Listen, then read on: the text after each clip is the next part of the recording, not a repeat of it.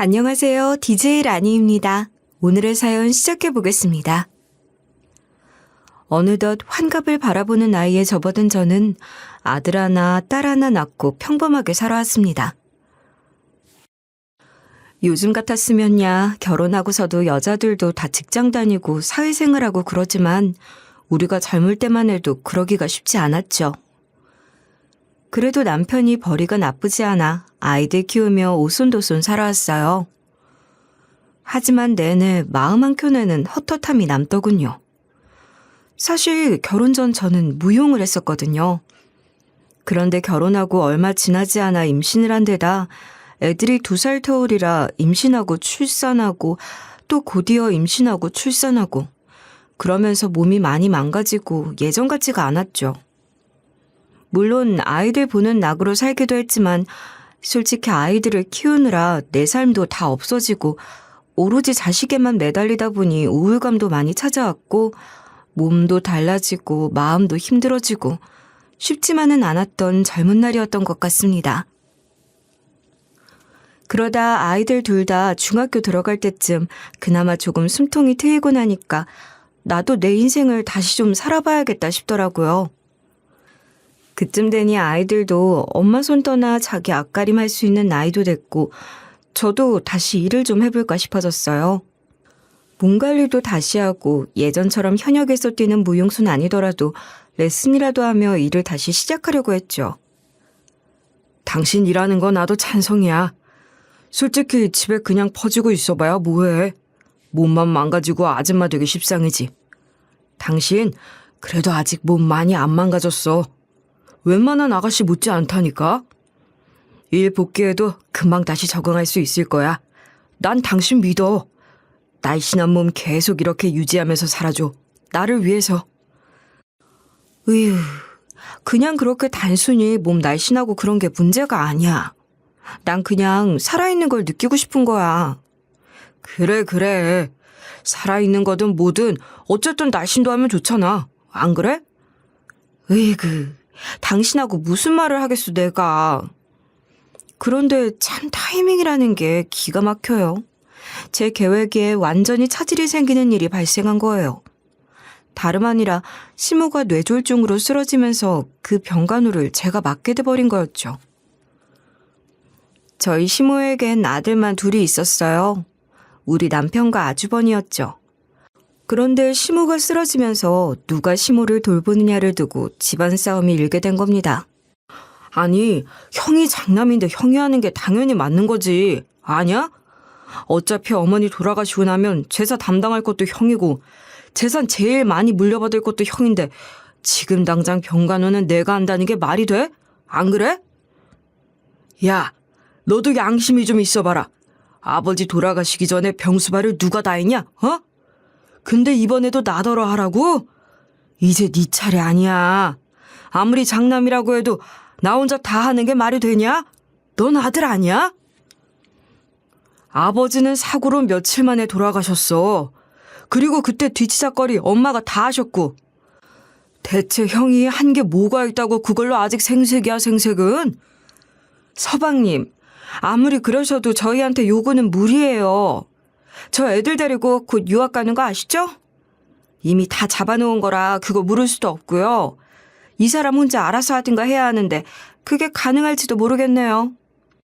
아무튼 전 모르는 일이니까 두 사람이 알아서 하시고 저한테 떠넘길 생각은 하지 마세요. 아셨죠?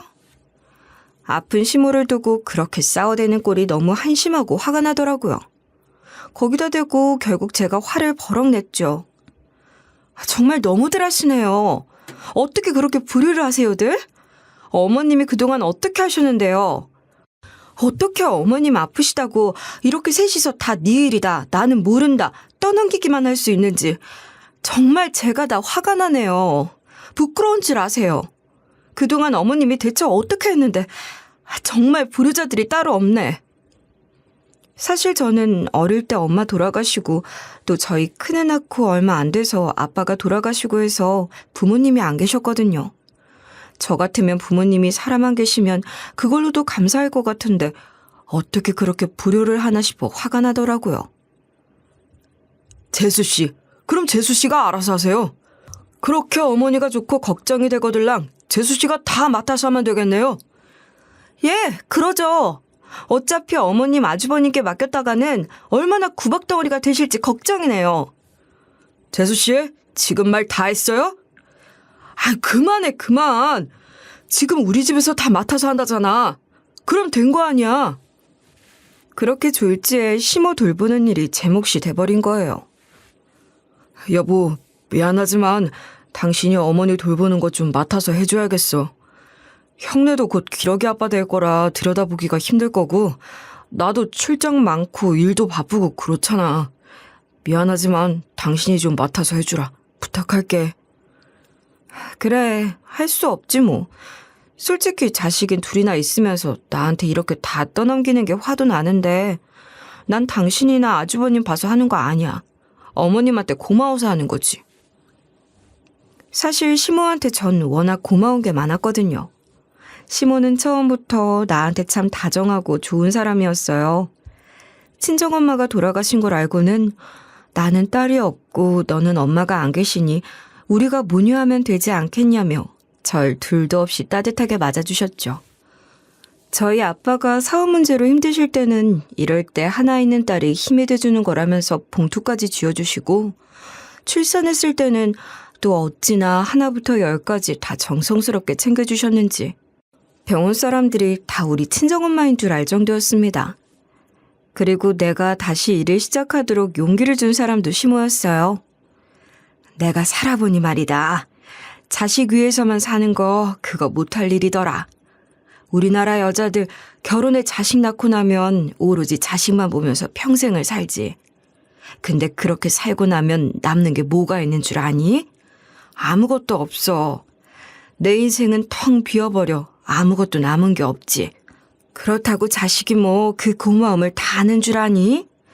해주면 해주는 만큼 더 바라기만 하고 받는 게 당연한 줄만 아는 게 자식이더라.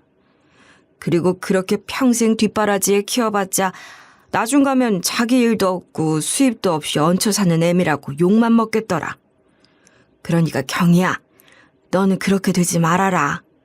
꼭 네 일도 다시 하고 당당하게 살아. 일도 열심히 하고 밖에 나가서 멋지게 사는 그런 여자가 돼. 그래야 자식들도 널 무시 않고 남편한테도 당당할 수 있는 거야. 절대로 가정주부로만 늙지는 말아라. 이건 네 시애미로서가 아니라 같은 여자로서 인생 선배로서 하는 말이야. 그런 시모의 말 덕에 전 일도 다시 하려고 준비도 하고 있던 거였고요. 그런데 당장 시모가 쓰러진 상태에서 저 하나 조차고 덜컥 일에만 집중을 어떻게 하겠어요. 한다고 해도 제가 집중을 못할 것 같더라고요. 그렇게 전 레슨을 맡기로 한 학원에 양해를 구하고 시모 병간호를 시작했습니다. 내가 네 앞길을 막는구나. 일 다시 하라고 말해놓고 이렇게 쓰러져 네 발목을 잡게 됐으니 어쩌면 좋으냐. 그런 말씀 마세요, 어머니. 이래야 나중에 얼마든 다시 시작할 수 있잖아요. 지금은 어머니가 얼른 건강해지시고 회복하시는 게 제일 중요해요. 그러니까 저 봐서라도 꼭 다시 건강해지셔야 해요. 아셨죠? 제게 미안해하는 시모를 그렇게 달랬지만 사실 그게 제 평생이 될 거라고는 그때 전 미처 알지를 못했습니다. 차도가 있겠지, 곧 괜찮아지시겠지 하던 게 어느새 3년이 되고 4년이 되고 5년이 되고 10년이 되고 그렇게 저도 모르는 사이 세월이 한참을 흘러간 거예요. 물론 당연히 간병인도 고용하긴 했죠. 하지만 간병인을 24시간 365일 쓰기엔 그 돈을 다 감당할 수가 없잖아요. 그렇다 보니 간병인과 제가 거의 교대로 일을 했죠. 사실 그렇게 긴 시간 동안 누군가를 간호한다는 게 정말 쉬운 일이 아니었어요. 솔직히 저라고 뭐 항상 좋기만 했던 건 아니었죠. 게다가 시모는 원래는 거동 정도는 할 수 있다가 점점 증세가 심해져서 나중에는 화장실조차 못 가시는 상태가 되니까 대소변 문제까지 다 감당을 해야 했거든요. 제가 상태가 좋을 때는 기쁘게 웃으며 미주알 고주알 얘기도 했지만 또 애들 때문에 힘들고 남편이랑 싸우고 몸도 힘들고 지치고 이러면 시모한테 못할 말도 하고 그랬다가 후회하기도 하고 죄책감에 울기도 하고 그 오랜 시간 병간호하다 보니 참 별별 감정이 다 들더군요. 어머니, 제가 대체 몇 번을 말해요. 대체 왜 이렇게 힘들게 하세요, 네? 그렇게 시모에게 모진 말을 뱉어놓고는 제가 죄책감에 병실을 나와 막 울면 같은 병원에서 장기 입원해 오래 봐온 같은 병원 환자나 가족들이 절 달래주기도 했어요. 저 너무 못된 며느리예요. 아프신 분한테 또 그렇게 모진 말을 해버리고 어머님이 저한테 어떻게 해주셨는데 고작 이런 걸로 또 화를 내고 저는 대체 왜 이렇게 못났을까요?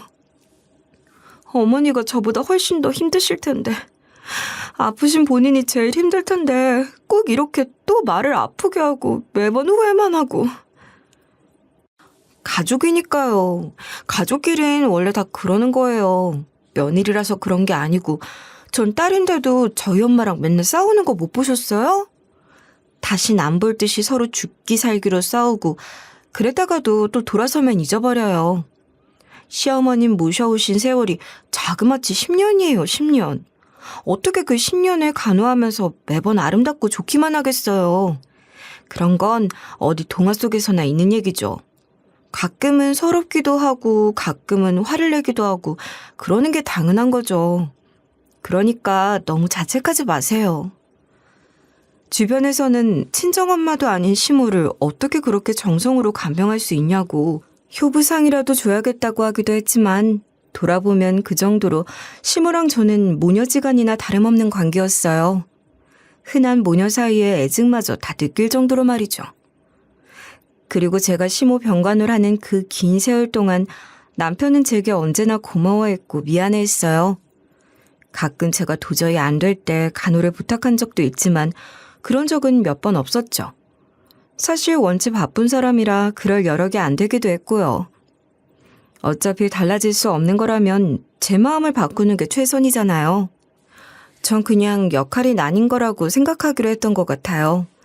나는 아이들도 시모도 돌보고 케어하고 안에서 일하고 남편은 그럴 수 있는 여건을 만들어주도록 돈 벌고 밖에서 일하고 그렇게 분담을 하고 있는 거라고. 그래도 남편은 나름 애처가가 되려고 노력하는 사람이었어요. 당신, 내가 당신한테 항상 고마워하는 거 알지? 이거 당신이 전에 갖고 싶다고 쳐다봤던 그 스카프 맞지? 공항 면세점 들렀다 사왔어. 고작 내가 할 수 있는 건 이렇게 돈으로 선물 사는 거밖에 안 돼서 미안해.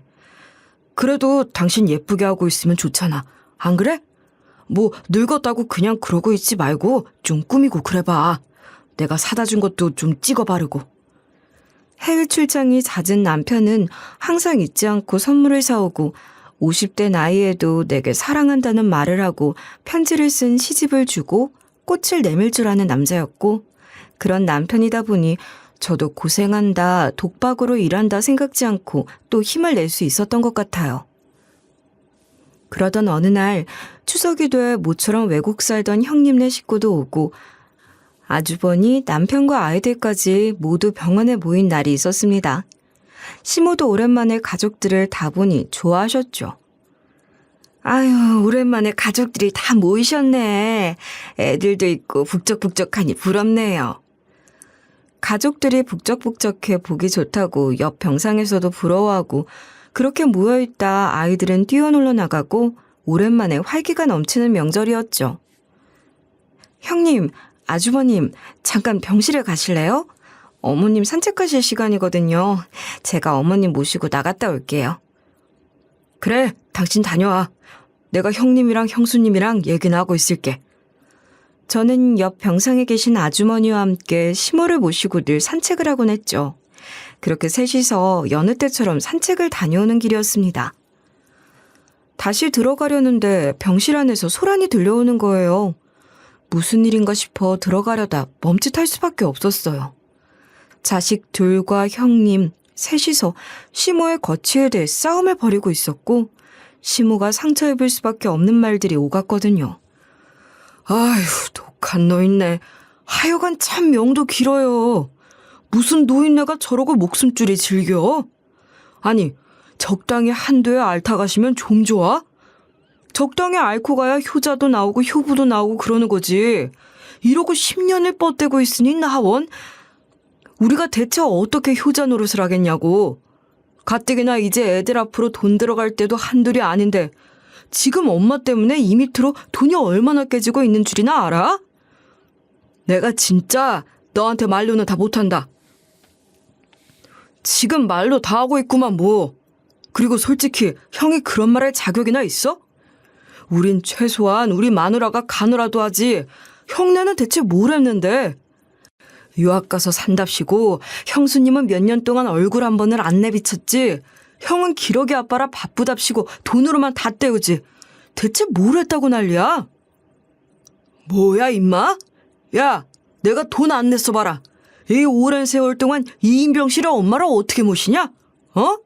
간병비는 또 어느 주머니에서 나오는데? 아이고, 누가 보면 뭐 그 돈 형이 다 낸 줄 알겠네. 우리는 뭐 꽁으로 있었나? 우리도 돈 낼 만큼 다 내고 있다고. 그리고 우리 집 사람이 간병인 한 명 뭐 다 아는데 그거 뭐 돈으로 쳐준 적이나 있어? 아니 서방님, 듣자 하니까 점점 어째 저 공격하시는 것 같네요. 제가 뭐 하기 싫어서 하네요? 유학이야 애초에 예정이 돼 있던 일이고 제가 일부러 피한 것도 아닌데 어떻게 그걸 제 탓처럼 몰아가세요? 제가 언제 형수님 탓했습니까? 혼자 괜히 찔려서 그러시는 거 아니세요? 뭐예요? 서방님, 지금 말 다 했어요? 아유, 그만해, 그만! 지금 이러고 싸워봤자 뭐해? 어차피 지금 싸워봐야 소용도 없어. 나중에 유산 싸움할 때나 그 에너지 쓰라고. 지금 누가 더 고생하나 그런 쓸데없는 걸로 싸우지 말고. 유산 싸움은 무슨, 당연히 우리가 더 가져야지. 지금 우리 마누라가 고생한 게 얼만데. 그 고생은 재수 씨가 했지 뭐 네가 했냐? 그리고 우리가 장남이고 우리가 돈도 더 썼는데 당연히 유산은 우리가 더 가져가는 게 맞지. 무슨 말을 그렇게 하고 있어? 그게 무슨 논리인데? 두 사람이야말로 그만들 좀 해요. 지금 그런 말해서 뭐해요? 어차피 어머님 저러고 멀쩡하게 살아계신데. 하긴 엄마가 돌아가셔야 말이지. 지금 기세로 봐서는 노인네 아주 10년은 더 살 기세야. 아주 큰일이야 큰일. 안 죽고 오래 살아 버티니 자식들 고생만 시킨다면서 재산은 어떻게 나눠 가져야 하나 그것만 생각하는 것들. 저도 화가 났지만 옆에서 그 말을 다 들어버린 시모 마음은 또 대체 어땠겠어요. 아주 갈갈이 찢어졌겠죠. 아이고, 이걸 어떻게 해야 하나. 저기, 난 화장실 갔다 들어갈게요. 저것들을 그냥. 옆에 있던 아주머니까지 민망해할 정도였고 전 들어가 한바탕 해주려고 했지만 시모가 절 말리더라고요. 괜찮다. 난 괜찮아. 그냥 모른 척하고 좀 이따 들어가자. 어머님. 그렇게 시모는 일부러 모른 척하려 했고 저희는 그날 말없이 몇 바퀴를 더 돌아야 했죠. 지금 생각해도 참 마음이 아프고 쓰라린 순간이었습니다. 그리고 제가 특히 더 마음이 아팠던 건 그러고서 몇 주 지나지 않아 시모가 돌아가셔 버렸다는 거였습니다. 어떻게든 생명을 붙잡고 버텨오던 끈이 마치 그 말 때문에 탁 놓여버리기라도 한 것처럼 시모는 그날 그 일이 있은 이후 삶의 의지도 다 잃어버린 사람 같았어요. 아무것도 삼키지도 못하고 다 개워내고 여러 번 고비를 넘기다 결국 돌아가시고 만 거였죠. 그런데 시모가 돌아가시고 난 후 또 한 번 큰 다툼이 생기고 말았어요. 그건 다름 아닌 시모가 남긴 유언 때문이었죠. 시모가 돌아가시기 전 병원에선 자식분들을 다 오시라고 하라며 시모의 마지막을 준비하게 했고 모두 모인 자리에서 시모는 유언을 남겼습니다. 내 모든 유산은 우리 둘째 며느리 경희한테 모두 남기마. 뭐요? 엄마, 지금 무슨 말씀을 하시는 거야? 경희한테라니. 아니 그럼 우리는? 지금 엄마가 무슨 말을 한 거야? 엄마, 정신 좀 차려봐요, 어? 재산 다툼하느라 여념없는 자식들 대신에 저에게 본인의 모든 유산을 남기겠다는 시모의 유언으로 대체 얼마나 난리가 났을지 가늠이 되시나요? 자기들끼리 재산 다툼하는 것만 두고도 그렇게 개싸움들을 해대는 인간들인데 그 재산을 모두 저한테 남기겠다고 하니 완전히 난리가 나고도 남았죠. 시모가 돌아가셨다는 슬픔에 빠질 새도 없이 자식들은 시모의 유언을 두고 싸움을 벌여댔습니다. 그 가운데서 저는 여기서 한번 저기서 한번 몰려드는 말들을 감당하느라 마음껏 슬퍼할 수도 없었죠. 아니, 자식 둘이 버젓이 눈을 뜨고 살아있는데 며느리한테 유산을 남긴다는 게 말이 돼? 우리나라 법이 그렇지가 않아요. 아니, 동서 대체 무슨 짓을 한 거야? 막판에 정신도 온천치 않은 노인네를 어떻게 말로 꼬셔댔으면 그런 말까지 하게 만든 거냐고. 뭐라고요? 형님 지금 말씀 다 하셨어요? 제가 어머님을 어떻게 꼬여서 그렇게 속이기라도 했다는 말씀이세요? 그게 아니면 대체 어머님이 그런 말씀은 왜 하시는 건데? 동서가 정신 온천치 않은 노인네를 꼬드겼으니까 그런 말을 하셨겠지. 내 말이 틀려? 어머님 본인 재산 갖고 싸워대는 자식놈들이니까 그러셨겠죠. 셋이서 맨날 모이기만 하면 어머니 언제 돌아가시나, 언제 재산 나눠 가질 수 있나 그 궁리만 하잖아요. 아니에요? 뭐야? 지금 동서 말 다 했어?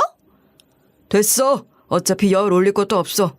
말로 한 유언, 그런 게 무슨 힘이나 있겠어? 유언장 같은 걸 써둔 것도 아니고. 모르는 소리 한다. 여보, 10년이 넘게 간호랬어. 그게 다 증거로 남을 텐데 이러다 진짜 굴러들어온 돌한테 재산 다 뺏기게 생겼다니까. 그래요. 뭐 아주버니랑 형님은 그렇다 치죠. 근데 남편마저 절 배신하더군요. 글쎄 저더러 이혼을 하자고 하는 거예요. 기가 막혀. 당신도 똑같구나. 재산 때문에 삥또 상했니? 내가 당신 재산까지 다 뺏어갈까봐 겁이라도 나서 그래? 아니, 난 겁 안 나. 그리고 엄마 말씀, 그거 별로 안 중요해. 어차피 유언장으로 남긴 것도 아니고 문서가 있는 것도 아니고 돌아가시기 전에 온전치도 않은 상태로 몇 마디 말 내뱉은 거? 그거 절대 효력도 없거든. 거기다 자식들이 버젓이 살아있는데 법적으로 그게 뭐 그렇게 쉽게 될 일인 줄 알아? 그리고 나 그렇게 치사한 놈 아니야. 내 몫으로 남을 재산까지 다 당신한테 내어줄 밥은 아니지만 당신도 엄마 돌보면서 기여한 부분 있는 거 다 알고 어느 정도 상속분 챙겨가는 건 나도 이해한다고. 난 돈 때문이 아니라 더 이상 당신이랑 살고 싶지도 않고 그럴 이유도 더는 없어져서 이혼하려는 거야. 뭐라고? 이제 어머니 간호할 사람도 필요 없으니까 쓸모 없어졌다 그거니? 솔직히 당신도 거울을 좀 보고 생각이란 걸 한번 해봐. 우리 결혼할 때야 당신도 무용해 다른 여자들보다 젊고 잘 가꾼 여자였지만 이제 다 늙고 볼품이라고 뭐 있나? 솔직히 나 해외로 출장 다니면서 살다 보니 어리고 탱탱한 애들이 널리고 널렸더라. 은퇴하고 나면 예쁘고 어린 여자애 하나 데려다 살면 딱 되겠지 싶더라고. 그런 애들 한국 와서 살자 그러면 좋다고 줄을 서. 앞으로는 나도 좀 탱탱한 애들이랑 살아보면 좋잖아. 솔직히 그동안은 우리 엄마 돌보는 당신이 불쌍하기도 하고 이런 생각하는 거 쓰레기 같기도 하고 해서 죄책감에 더 잘하려고 노력했는데 이제 당신도 엄마한테서 해방됐고 더 이상 당신도 여기 얽매일 필요 없잖아? 나도 더 이상 죄책감 가질 필요 없고 그러니까 이쯤에서 우리 그냥 끝내자. 당신도 굳이 나한테 얽매여 살지 말고 당신 인생 찾아. 나도 내 인생 살 테니까. 재산 분할은 걱정할 거 없어. 치사하게 용 쓸 생각 없고 당신이 그동안 고생한 거 인정해 줄 테니까 그냥 깔끔하게 이혼하자. 다 늙어서 어차피 나한테 미련 남은 것도 애정이 남은 것도 아닐 텐데 굳이 구질구질하게 매달릴 거 없잖아? 안 그래? 진짜 기가 막혀서 말도 안 나온다. 그래, 당신 말대로 나 당신한테 눈꽃만큼도 남은 미련도 애정도 없어. 당신만 눈 달린 거 아니고 나도 욕망이 있고 시각도 있는 사람이야. 쭈글쭈글 뿌러터진 당신이 뭐 나라고 좋은 줄 알아? 그래, 나도 바라던 바야. 이혼 그까짓 거 하자고. 배신감과 모멸감에 저는 남편이 더 이상 1분 1초도 꼴보기 싫어졌고 원하는 대로 이혼해주겠다고 답을 했죠. 그렇게 덜컥 이혼을 하자고 말은 했지만 제가 뭐 이혼하고 찾아가 맘 기댈 가족이 있는 것도 아니고 아이들은 이미 다 커서 졸업하느라 바쁘고 취업 준비 때문에 바쁘다고 연락도 잘 안 하고 저만 혼자 다 늙은 나이에 이도저도 아니고 어디 하나 오갈 데도 없는 처지가 된 게 참 제 신세가 처량하기 그지 없더군요. 이혼 이야기가 나온 후 며칠 뒤 전 시모가 묻힌 묘를 찾아갔습니다. 지난 10년이 넘는 세월 동안 저는 시모 곁에 가장 오래 있었잖아요. 그래서 그런가 돌아가신 후에도 시모 곁에 가니 참 마음이 편하더라고요. 혼자 너무 애롭다가 처음으로 시모 곁에 가서 펑펑 울었죠. 안경희 씨? 그렇게 한참을 울고 있는데 누군가 저한테 와서 제 이름을 부르는 거예요. 돌아보니 웬 스님이 서 계셨죠. 누구세요? 저는 윤금자 씨 동생 되는 사람입니다. 윤금자 씨라면 저희 어머님 동생분... 네, 안녕하세요, 스님. 스님은 저를 본인이 계신 작은 절로 안내했고 그곳에서 차를 마시며 얘기를 나누게 됐어요. 사실 시모에게 들어 출가한 동생이 하나 있다는 건 알고 있었는데 한 번도 보지 못했었거든요. 시모가 병원에 있는 동안 2번 정도 동생 스님이 다녀갔다고 간병인에게 전해 들었었고요. 그러다 보니 장례 때 스님 몇 분이 다녀간 건 봤지만 그땐 워낙 제가 시모 잃은 슬픔 때문에 또 나머지 식구들이 저를 못살게 굴어대는 통에 정신이 없어 미처 말을 나눠보지도 못했던 기억이 나더라고요. 그래서 그분이 시모 가족인 줄도 모르고 지나갔었나 보다 싶었죠. 스님은 시모와 자신의 이야기를 제게 들려주기 시작했어요. 제가 출가한 몸이다 보니 누나가 아프신데도 자주 찾아가지 못했습니다. 속세의 연을 놓지 않고 너무 자주 만나다 보면 또 가족이 그리워지고 그 품이 그리워질까 일부러 멀리하고 지냈던 세월을 용서해 주십시오. 용서라니요. 가당치도 않습니다. 그러고 보면 어머님이 동생분 이야기를 가끔 하셨었어요. 지금은 스님이 되셨지만 어릴 땐 참 사이가 좋은 오누이셨다고 들었는데. 그랬죠. 사실 저희 남매는 본래 2남매가 아닌 4남매였습니다. 다른 형제분이 또 계셨어요? 전혀 몰랐는데. 맞이었던 형이 지병으로 17에 돌아가셨습니다. 그리고 둘째 형마저 물에 빠져 15에 저 세상으로 갔죠. 저런. 사실 저희 집안은 본래 이 지역 유지로 불릴 만큼 유복한 집이었습니다. 그런데 그 일이 있고 저희 부모님 2분이 모두 완전히 알아놓으신 겁니다. 어린 자식 2을 졸지에 잃었으니 왜 아니 그랬겠습니까? 돈은 넘쳐났고 고가는 가득 차 있었지만 집안은 완전히 풍비박산이 난 거나 다름없었지요. 스님은 말씀을 이어갔습니다. 그런데 어느 날 지나가던 노스님 한 분이 저희 집을 지나더니 그러시는 겁니다. 이 집에 남은 애군을 막으려면 자식이 출가를 해야 한다고 말이죠. 속세를 떠나 귀의하고 세상을 위해서 봉사하고 보시하며 살아야 한다고. 그렇지 않으면 또 사고가 일어날 거라고. 그런데 그 노스님 말에 어머님이 역정이 나신 겁니다. 소금을 뿌려대시면서 화를 내셨죠. 내 자식들 다 보내고 이러고 사는 세월도 화가 나는데 나더러 내 자식을 또 하나 더 내놓으라는 소리냐고. 재수없다고 썩 꺼지라고. 그런데 그 순간 저는 결심이 섰던 것 같습니다. 내가 저 노스님을 따라 나서야겠다 싶었죠. 그래서 그 길로 속세를 등지고 산으로 들어갔습니다. 출가 전의 집은 최대한 잊고 살려고 노력했고요. 그럼 스님께서 출가를 하신 덕에 더 이상의 애고는 막을 수 있었던 건가요? 그 사실은 알 길이 없지요. 다만 저는 집안을 떠나 살면서도 이따금 가족들의 평안을 빌곤 했습니다. 그렇게 제가 나가 살고 얼마 지나지 않아 누님은 결혼을 하셨고 세월이 흘러 부모님 두 분이 다 돌아가시고 나면서 그 일대의 땅과 모든 재산이 저희 두 사람 앞으로 남겨졌더군요. 승려한테 재산이 다 무슨 필요가 있겠습니까? 저는 그걸 누님께 다 드렸습니다.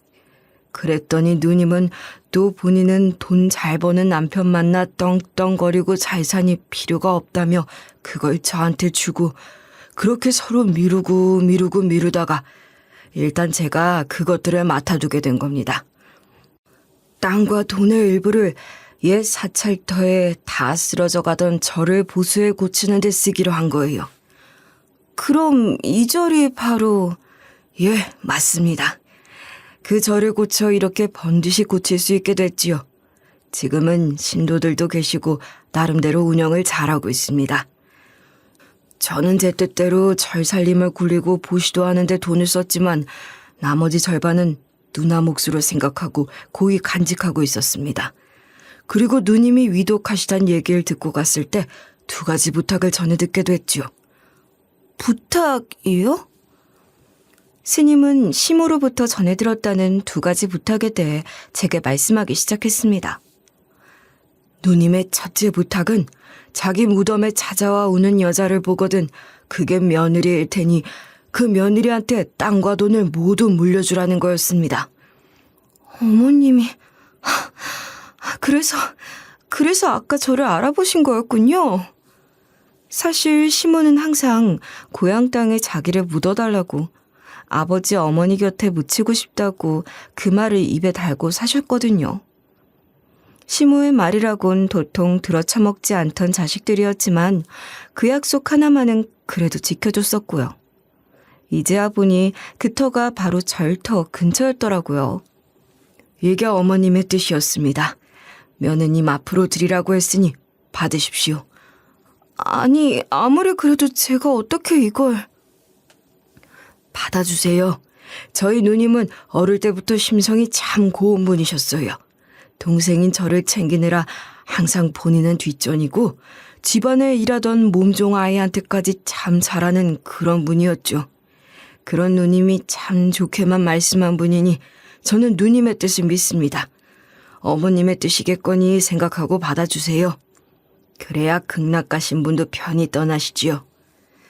스님은 몇 번이고 저를 설득하셨고 결국 저는 시모가 남기고 간 유산을 받게 됐어요. 그럼 2번째 부탁이라는 건 뭔가요? 이걸 한번 보시겠습니까?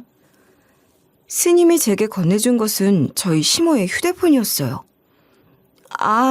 이걸 스님께서 가지고 계셨군요. 어쩐지 유품 정리할 때 휴대폰이 없더라고요. 여기 이 녹음 파일 내용을 한번 들어보시겠습니까? 녹음 파일이요?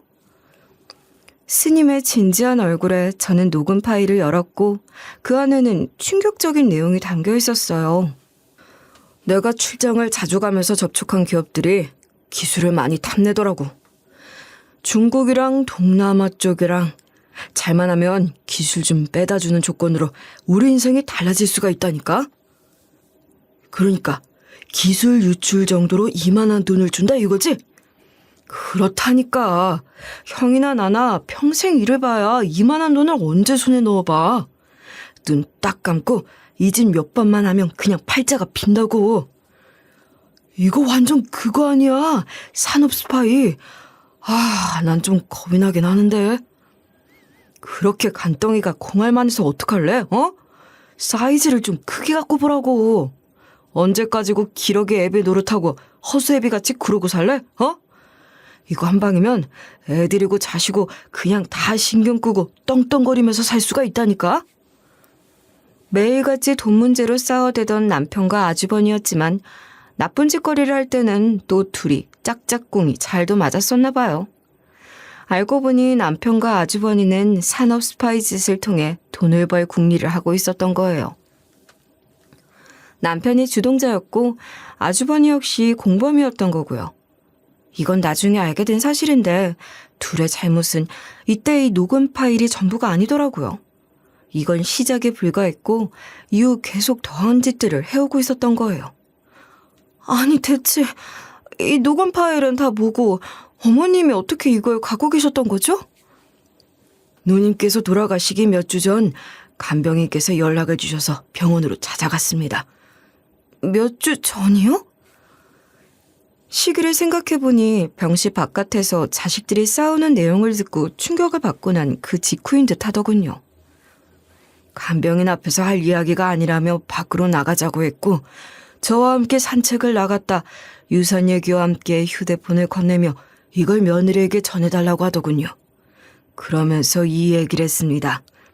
4년 전쯤 두 아들이 잠시 병간호를 맡았던 적이 있다고 하던데. 아, 네, 맞아요. 기억이 가물가물한데 아마 그쯤에 제가 간호를 부탁했던 적이 있었던 것 같아요. 제가 허리 디스크가 있어서 수술을 좀 하느라 어머니를 돌볼 시간이 없었거든요. 누님 말에 따르면 그때 마침 같이 병실을 쓰던 사람도 퇴원을 해 혼자 병실을 쓰고 있을 때였다고 하더군요. 밤중에 잠이 들었다 눈이 떠졌는데 당시 둘이 이런 대화를 나누는 걸 들었던 겁니다.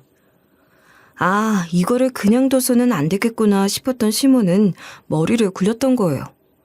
마침 아주버니가 남편에게 잠깐 담배를 피우러 나가자고 했고 시모는 이때를 노려 재빨리 휴대폰 녹음 기능을 몰래 켰던 거였습니다. 당시만 해도 시모의 병세가 그렇게까지 악화되진 않아 휴대폰 정도는 조작할 수 있는 상태였거든요. 아주버님이랑 남편은 이야기를 계속했고 시모는 몰래 녹음을 하며 타이밍을 보다 일어나 자식들에게 뭐하는 짓이냐고 야단을 썼다고 하더군요. 그러자 남편과 아주버니는 시모에게 이번 한 번만 눈 감아달라고 그럼 다시는 안 할 테니 넘어가달라고 빌었다고 하더라고요. 혹시나 하고 녹음은 했지만 자식들이다 보니 또 어떻게 신고까지 할 생각을 했겠어요. 다신 안 하겠다는 말을 믿고 눈을 감아준 거였겠죠. 그래도 혹시 모르니 그때 녹음한 파일을 시모가 지금까지 가지고 있었던 거였고요. 상황이 어떻게 변할지 모르니 일단 지우지 않고 가지고 있었던 시모의 당시 판단이 정말 신의 한 수였던 거죠. 몇 주 전 자식들의 만행을 목격하고는 본인이 가진 모든 걸 며느리께 다 물려주면서 이 녹음 파일도 함께 전달하기로 그렇게 결심을 한 거였습니다. 어머님은 알고 계셨던 거군요. 자식들이 제가 재산 다 차지하는 꼴을 가만히 두고 보지 않을 게 뻔하니까. 그런 상황이 일어날 걸 아시곤 저에게 약점을 확실히 잡으라고 이걸로 치면 된다고 그렇게 알려주려고 그러셨던 거네요. 시모의 한 발 앞선 수에 감탄이 나올 지경이었어요. 이게 증거가 된다면 본인들이 재산을 물려받아 봐야 어차피 감옥에 가게 생겼는데 그깟 유산 물려받은 게 무슨 소용이겠어요. 이걸 모두 며느님 선택에 맡기겠다고 누님은 말씀하셨습니다. 이걸로 협박해서 아주버님과 남편에게 상속 포기 각서를 쓰게 하든 아니면 실제로 신고를 하든 시모는 그걸 모두 저의 선택에 맡기기로 하고 제게 이 증거품을 넘긴 거였죠. 사실 전 원래 시모 재산을 물려받을 생각이 전혀 없었어요. 남편과 아주버니, 형님이 서로 개싸움들을 해대는 걸 보니 재산 때문에 그들과 한데 엮여 똑같은 놈이 되고 싶지가 않더라고요. 그래서 그냥 이혼하고 깔끔하게 내 몫만 받고 말 작정이었죠. 하지만 시모의 유지가 이럴 쯤데 그냥 이걸 묵힐 순 없지 않겠어요? 전 신고를 할지 말지 혹은 상속 포기 각서를 쓰게 할지 결정을 하기 전에 마지막으로 한 번만 더 기회를 주자 싶어 남편과 아주버니를 만나기로 했습니다. 너희가 어떻게 나오느냐에 달렸다 하고 벼르고 나간 거였죠. 대체 어딜 갔다 오느라고 며칠이나 걸린 거야? 재수씨, 혹시 무슨 꿍꿍이 있는 거 아니죠? 혹시라도 그 돈 다 챙기겠다는 심산으로 뭐 변호사 만나고 다니고 이러는 거면 내가 가만 안 있습니다. 가만 안 있으면 어쩌실 건데요? 무슨 수를 써서라도 뺏어와야죠. 그러니까 조용히 넘어가고 싶으면 이혼 도장 찍고 깔끔하게 포기해. 그렇게 하면 당신 목 정도는 챙기게 해줄 테니까. 만약 더 욕심냈다가는 그것마저도 보장받지 못할 줄 알아. 그땐 진짜 무서운 게 뭔지 제대로 보여줄 테니까. 내 말 허투루 듣지 마. 이거 그냥 하는 말 아니니까. 둘이서 그렇게 절 나란히 협박해대는 걸 보니까 결심이 확고하게 서더군요. 그런 두 놈을 어떻게 얌전히 돌려보낼 수 있겠어요. 게다가 시모가 저에게 상속을 해주기 위해 위험까지 무릅써가며 그 증거를 어렵게 제게 넘겨주기까지 했는데 더더욱 그냥 곱게 보낼 순 없었죠. 저것들을 내가 가진 모든 수단을 이용해 조져버려야겠다 결심했습니다. 사실 산업 스파이 짓을 한 사람을 실제로 본 적도 없고 신고는 더더욱 큰일이라 많이 떨리기도 했지만 신고 후 저에 대한 보호도 국가에서 확실히 보장을 해주기로 했고 둘은 완전히 나락으로 가게 생기게 됐죠. 알고 보니 제가 생각했던 것보다 둘이 빼돌린 산업 특허가 엄청 큰 거였나 봐요. 전 까맣게 모르고 있었지만 둘이 그 대가로 먹은 돈이 엄청났더라고요. 둘은 그렇게 챙긴 검은 돈으로 아예 빌딩까지 산 상태였죠.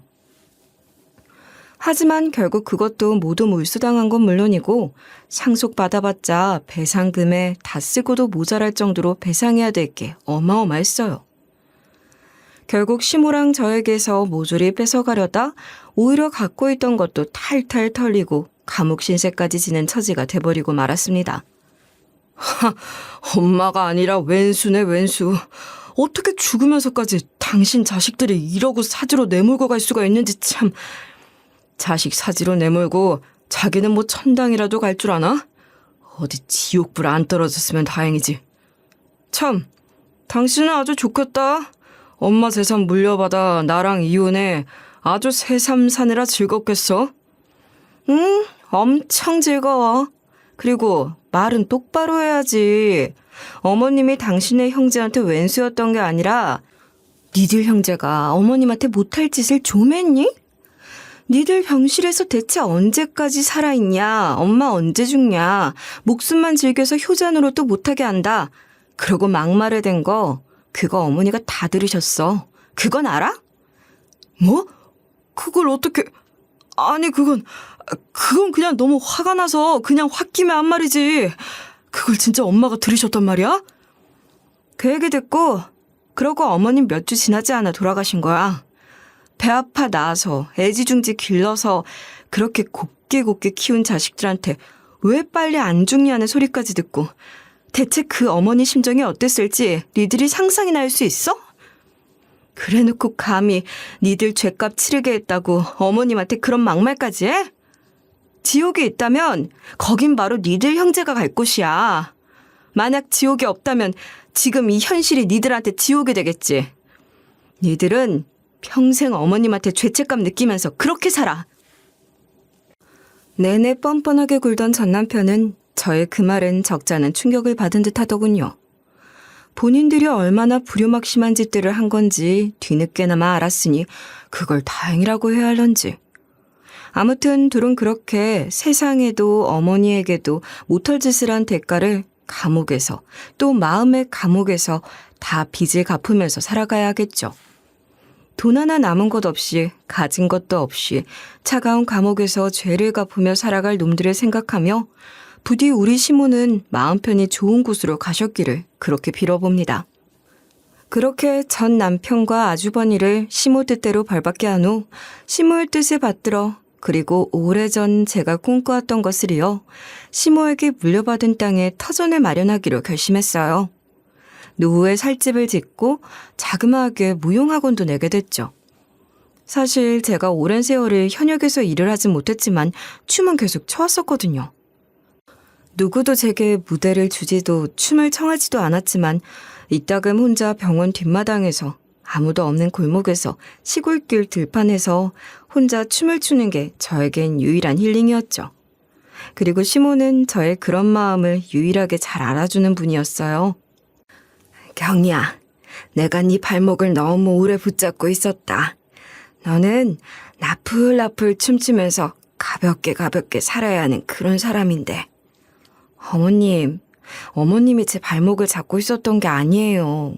제가 어머님 품을 못 떠나고 맴돌았던 거죠. 어머님이 저한텐 저희 친정엄마나 다름없었어요. 그래서 저도 모르게 자꾸 그 품에 있고 싶었나 봐요. 이렇게 나이가 들도록 엄마 품 못 떠나는 아이처럼. 나도 이제 갈 때가 다 되어가는 모양이다. 경이야, 나 가고 나도 너무 슬퍼하지 말고 얼른 툭툭 털고 일어나야 한다. 그리고 춤추면서 살아. 너는 춤을 춰야 살아있는 사람 아니니. 이따금 아무도 없는 병원 뒷마당에서 제가 춤추는 걸 보면 그렇게 기뻐하시던 시모의 얼굴이 지금도 생각이 나요. 그렇게 절 응원해주고 돌아가시고 나서도 제가 잘 살 수 있게 지원해준 시모의 뜻을 받아 아이들을 가르치며 일을 할 수 있게 된 게 참 여전히 꿈만 같습니다.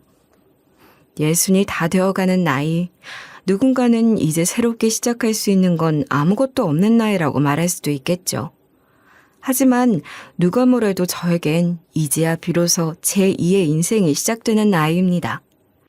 그동안 하지 못했던 일들을 하고 젊을 적 꿈꾸던 것들을 펼치고 자유롭게 춤추고 살며 저는 제2의 인생을 다시 가꿔나갈 생각입니다. 저에게 많은 재산과 함께 큰 사랑까지 함께 물려준 시모를 늘 마음 한켠에 품고서 말이죠.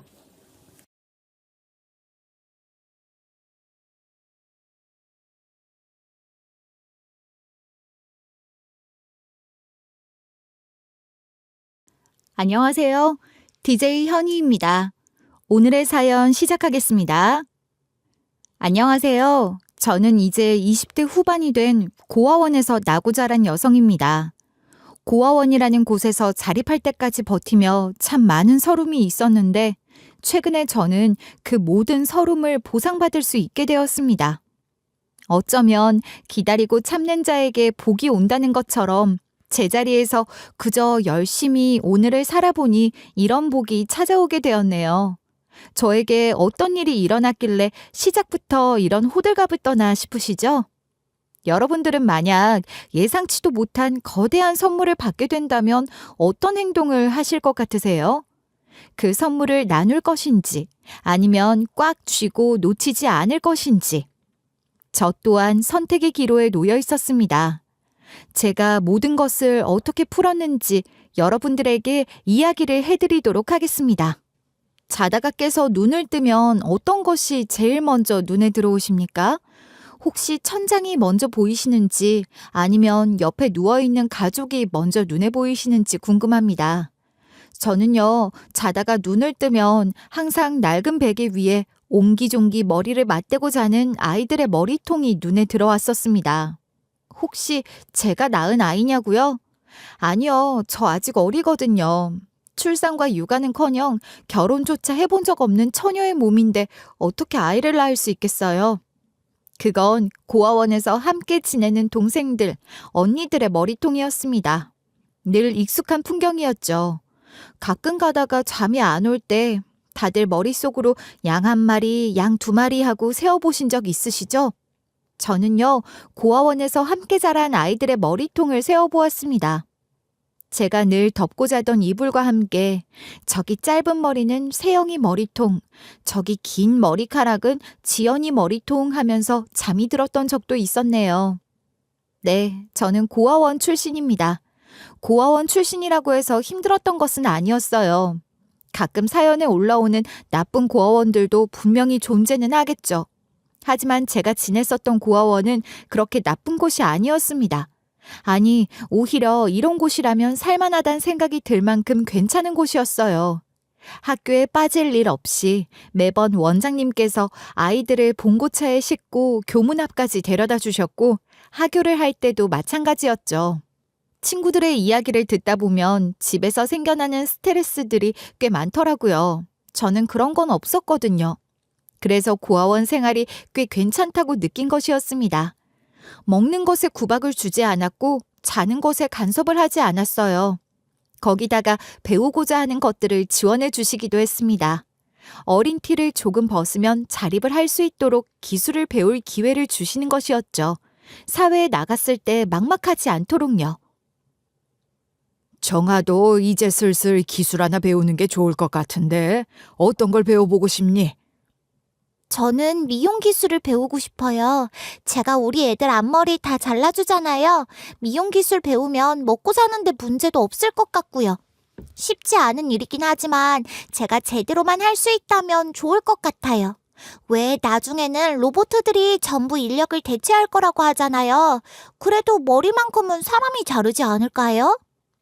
정아는 참 상상력이 풍부하다니까. 그래, 그러면 미용 기술을 배울 수 있는 학원이라도 좀 알아볼까? 정부에서 보조금이 나오는데 직업 학교에 등록해서 수업 받는 건 또 무료로 할 수 있다네. 진짜요? 그러면 저 완전 땡큐죠. 근데 중학생도 받아준대요? 보니까 미용하는 사람들은 일찍 시작해도 고등학생은 되어야 하던데. 저는 지금 재미가 딱 들렸을 때 해보고 싶거든요. 원장 선생님은 마음씨가 정말 착한 분이셨어요. 한번 알아봐 주시겠다고 하셨죠. 저는 제가 미용을 하겠다고 결심을 해서 그런 건지 모르겠지만 아이들의 앞머리를 오차 없이 잘라줄 수 있는 일에 기쁨을 느꼈어요. 원장 선생님께선 저희 고아원 출신이고 지금은 미용실에서 일을 하는 언니에게 저를 부탁하셨습니다. 언니는 한 달에 2번 정도 고아원에 방문을 해서 저에게 이런저런 기술들을 알려주셨어요. 얼마나 감사했는지 몰라요. 쉽지 않은 일이지만 재미는 있었어요. 파마를 하는 법, 염색을 입히는 법을 배우면서 원장 선생님 부부의 머리카락은 항상 제 담당이 되었답니다. 무엇보다 커팅하는 법을 제대로 배우기 시작한 뒤로 고아원 동생들의 머리는 더 이상 미용실에 가서 자를 필요가 없게 되었어요. 제가 다 손질을 해주었거든요. 깎아머리부터 시작해서 긴 머리까지 전부 제 담당이었죠. 고아원의 환경이란 것은 정말 케이스 바이 케이스였어요. 고아원마다 다 달랐던 거죠. 저는 운 좋게 저를 버린 부모님이 좋은 고아원에 데려다 주신 거예요. 고등학생이 되어서부터 제가 인터넷에 푹 빠지게 되었는데 정보의 바다답게 미용에 대한 이야기들을 많이 들을 수 있어서 시간 가는 줄 모르고 인터넷을 했었죠. 이런저런 사이트를 돌아다니다가 고아원에서 자라는 아이들끼리 대화를 나눌 수 있는 사이트를 알게 되었고 저는 거기서 알았어요. 저희 고아원 같은 고아원이 없다는 사실을 말입니다. 서로 고생한 이야기만 줄줄 쏟아내는데 마음 같아서 우리 고아원으로 옮겨와라 하고 싶었죠. 현실적으론 가능하지 않은 이야기였지만요. 저는 감사한 마음을 가지고 살게 되었어요. 하지만 세상에 행복이라는 것으로 가득 차야 하는 법은 없는 것 같더라고요. 왜 사람이 가진 것에 만족하고 살면 그 꼴이 보기 싫은 건지 행복을 느끼지 못할 만큼 빼앗으려고 하는 걸까요? 고아원에서 항상 깔깔 웃으면서 살던 저희들에게 시련이 닥치게 되었습니다. 그건 바로 고아원에 방화 사건이 일어나게 되면서부터였어요. 단 한 번도 상상해 본 적이 없던 일이 제 눈앞에 펼쳐지고 저는 정말 기겁을 했습니다. 어떻게 고아원에 방화 사건이 일어날 수 있는 거냐고요. 당시에는 정신이 정말 없었는데 사건의 전말은 곧 밝혀지게 되었죠. 그러니까 새로 들어온 그 초등학교 4학년짜리 남자애가 불을 질렀다고요? 이름이 뭐였더라? 기찬이가요? 그렇다니까. 내가 새벽에 연락을 받고 얼마나 놀랐는지. 그래도 참 다행이다. 애들은 다친 곳 없이 잘 도망쳐서. 그런데 정아, 너는 어떻게 아니? 실명 안 된 것만 해도 다행이죠. 저는 이만하길 다행이라고 생각해요. 어린애들이었으면 생사를 오갈 수도 있는 일이었다고요. 그래도 정아, 네 얼굴 정말 예쁜 얼굴인데 이렇게 화상 흉터가 생겨서 어떡해. 면적도 넓고 애들도 놀랐는지 울고불고 정아 언니 살려달라고 하더라. 얼굴은 나중에 치료받으면 되겠죠. 생각보다 별로 안 다친 것 같던데요. 저는요, 눈이 멀쩡해서 다행이라고 생각해요. 눈 다쳤으면 미용 못할 뻔한 거잖아요. 그러니까 저희 고아원에 들어온 지 얼마 되지 않은 남자아이가 불을 낸 것이었어요. 초등학교 4학년짜리 애가 무슨 사정인지 모르겠지만 고아원에 들어오게 된 거죠. 그러니 부모랑 지낸 추억도 상당했을 거고 고아원에 맡겨줬다는 게 받아들이기 힘든 사실이었을 거예요. 원망스럽기도 하고 보고 싶기도 하고 각종 마음이 뒤흔들었겠죠. 그러다가 못된 생각까지 하게 된 것입니다. 고아원에 불이 나서 오갈 곳이 없어져 버리면 부모가 어쩔 수 없이 본인을 다시 데리고 집으로 돌아갈 것이라는 1차원적인, 아니 어쩌면 사이코패스 같은 생각을 하게 된 것입니다. 그래서 우리 고아원에 불을 지른 것입니다.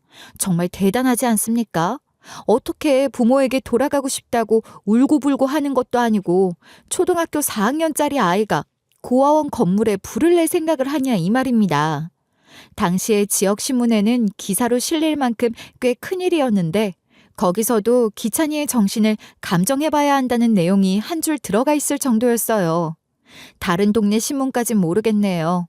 사실 고아원에서 일어난 일에 누가 관심을 가지겠어요. 불쌍한 아이들이 더 불쌍한 일을 겪었구나 하는 정도로 끝이 나죠. 잘난 사람들이 불행한 일을 겪어야 화제가 되는 세상 아니겠습니까? 아무튼 제가 고등학교 1학년일 때 이 사건이 일어나게 되었고 고아원은 완전히 아수라장이 됐습니다. 다들 잘 준비를 마치고 소등을 한 시간이었거든요. 화장실에 급하게 가고 싶다고 떼를 써서 탈출을 하게 된 기찬이가 불을 낼 때 사용했던 라이터와 신문지 또한 고아원의 것이었죠. 참 대단했습니다. 불이 났다는 소리에 저는 황급히 자고 있는 아이들을 깨워서 대피시켜야만 했어요. 다행히 아이들이 자고 있는 곳에선 꽤 떨어진 곳에서 불이 붙기 시작했거든요. 기찬이도 무섭긴 했겠죠. 고작 11살이었으니까요. 저는 그나마 큰 초등학생 아이들을 먼저 깨워서 길을 따라가라고 안내를 했고 잠에서 깨지 못하는 어린 동생들은 안고 뛰기 시작했어요. 중학생 동생들도 꽤 있었기 때문에 아이들을 업고 안고 아주 난리를 치면서 달렸죠. 저는요, 아이들을 챙기느라 제 목숨과도 같은 애착 이불도 챙기지 못했어요. 그 애착 이불은 제가 태어났을 때 저를 감싸고 있었던 레이스로 만들어진 속삭이 같은 것이었어요. 제가 자라면서 크기가 많이 작아졌지만 끌어안고 있어야만 잠이 왔거든요. 저희 부모님이 저에게 마지막으로 주신 선물 같은 거라 목숨처럼 아끼고 소중하게 생각했던 것이었어요. 아무튼 그 이불을 챙길 틈도 없었어요. 동생들을 구해야 했으니까요. 제가 마지막으로 제일 어린 동생을 안고 뛰다가 글쎄 화상을 입게 된 것입니다. 석가래라고 하죠. 천장 지붕을 받치는 기둥이 제 근처로 떨어지면서 그 잔불이 제 얼굴에 붙어버렸거든요. 저는 뜨거운 것도 모르고 어린 동생들이 전부 대피를 한 것이 맞는지 확인을 하느라 바빴습니다. 그래도 정한이가 빠르게 아이들을 대피시켜준 덕분에 사상자가 하나도 없다는 게 얼마나 다행이니. 고아원 숙소가 전부 불에 타서 사라졌는데 한 명도 사상자가 없다는 건 기적 같은 일인 거야. 애들이 그나마 내 말을 잘 들어줘서 다행이었죠. 세영이도 저 나가기 직전에서야 대피를 했는데 어디 화상 입은 곳은 없대요? 너 말곤 다친 애들 없어. 너 얼굴에 흉지겠다. 이거 나중에 흉 지우는 수술이라도 받아야 할 텐데. 어린아이들을 제외하곤 그래도 다들 깊이 잠이 든 시간은 아니었기 때문에 빠르게 도망칠 수 있었다는 게 다행이었어요. 그런데 참 웃긴 게 뭔지 아세요? 부모에게 버림을 받고 겨우겨우 고아원에 정을 붙이고 살던 아이들은요. 고아원이 불타게 되면서 다시 한번 집을 잃어버리게 되었는데 정작 불을 낸 아이의 운명은 달랐다는 것입니다. 촉법소년이라는 거지 같은 법 때문에 처벌이라는 것을 받지도 않았고요. 게다가 한간에선요, 부모가 그리워서 어쩔 줄 모르는 어린아이가 천진난만하게 한 짓이라고 동정까지 받더라고요. 결국 기찬이는 부모가 와서 다시 데리고 갔습니다. 맡겨진 지 얼마 안 된 터라 부모랑 연락이 닿을 수 있었거든요. 참 기가 막히지 않겠습니까? 기찬이가 계획했던 대로 모든 것이 이루어진 겁니다. 문제는 저처럼 갓난아기 때부터 버려진 아이들이었습니다. 부모랑 연락이 닿기는커녕 연고도 모르고 아무것도 모르는 그런 아이들이요. 고아원이 내 집인 줄 알았고 원장 선생님이 내 부모인 줄 알고 자란 그런 아이들이야말로 문제였습니다. 고아원이 활활 타버리는 것을 보고 엉엉 울었던 저희들은 그 어디에도 살 수 있는 곳이 없었습니다. 불이 타서 새까맣게 재만 남은 그 고아원 마당에서 텐트를 치고 잘 수 있는 상황도 아니었고요. 아이들은 혹시라도 헤어지게 될까봐 눈치를 엄청나게 봐야 했어요. 게다가 전 미용 기술이라는 것을 배우기 시작한 지 2년 차가 되어서 재미도 붙이고 있었고 고아원에서 사는 삶에 만족을 하고 있었단 말이죠. 여기서 계속해서 배워나가고 싶은 것들이 태산같이 쌓여 있었는데 그 모든 기회를 잃어버린 것이나 다름이 없었어요. 희망을 전부 잃어버렸다는 좌절감이 제 온몸을 감싸기 시작했습니다. 한 번에 모든 감정이 복합적으로 몰려오니까 정말 멘탈이라는 게 탈탈 털리는 게 뭔지 알겠더라고요. 좋든 싫든 결과적으로는 고아원에서 함께 지냈던 우리들이 더 이상은 함께 지낼 수 없다는 것은 사실이었습니다. 시설이 전부 무너졌기에 원장님께서도 별다른 방법을 쓸 수 없었어요. 임시로 지어진 컨테이너에서 덜덜 떨다가 저희는 하나 둘씩 흩어져 다른 기관으로 옮겨지게 되었습니다. 가기 싫다고 우는 아이들도 많았지만 방법이 없었어요. 나중에라도 원장님께서 건물을 다시 짓게 되면 아이들을 데려올 거라고 약속을 해주셨지만 기약이 없는 약속이었죠. 건물 짓는데 걸리는 시간이 1, 2개월도 아니고요. 또 고아원이기 때문에 지원을 받아야지만 공사가 가능했는데 그만큼의 후원을 해줄 수 있는 사람이 있을까 싶었습니다. 언니, 정아 언니, 나중에라도 꼭 나한테 연락해야 돼. 알았지? 이번에 준이랑 같이 옮겨가게 됐다고 하니까 꼭 준이 잘 챙기고 준이가 말수가 없어서 적응을 잘 못하는 것처럼 보일 수도 있어. 언니는 언니 걱정이나 해. 나야 애들이랑 같이 가까운 곳에 가지만 언니는 먼 곳으로 간다며. 어쩔 수 없이 흩어지게 된 아이들은 둘, 셋씩 묶어서 움직이게 되었어요. 그래도 중학생인 친구들이 3명 정도 있었는데 아주 어린 동생들이랑 묶어서 같이 갈 수 있었죠. 문제는 저였어요. 자립이 얼마 남지 않은 고등학생이었기 때문에 다른 고아원에서도 저를 별로 받아주고 싶어 하지 않았거든요.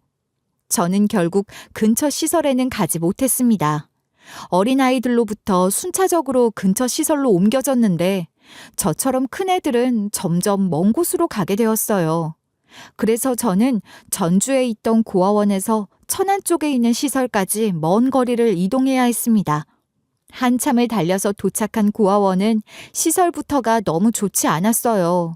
물론 고아원에서 지원받으며 사는 주제 시설 타령이 웬 말이냐 하고 질문을 하신다면 할 말은 없지만 전주에 있던 고아원이랑 달라도 한참 달랐거든요. 저도 나름 머리가 있고 또 아이들 챙기는 것을 좋아하는 오지라퍼 성격이라 적응에는 문제 없을 거라 생각을 했었는데 처음에는 정말 적응하는 게 쉽지 않았어요.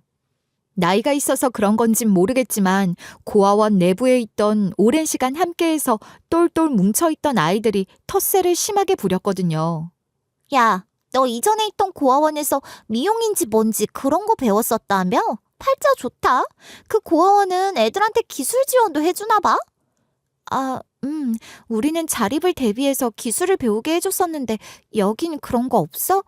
나 미용을 2년 정도 배웠었어. 있겠냐? 팔자 좋은 데서 호사 부리면서 있었네. 보아하니 우리 고아원에 와야 할 지원금까지 그쪽 고아원에서 다 가로챈 거 아니야? 그런 거 아니면 기술 지원 같은 거 막 못 해주긴 할 텐데.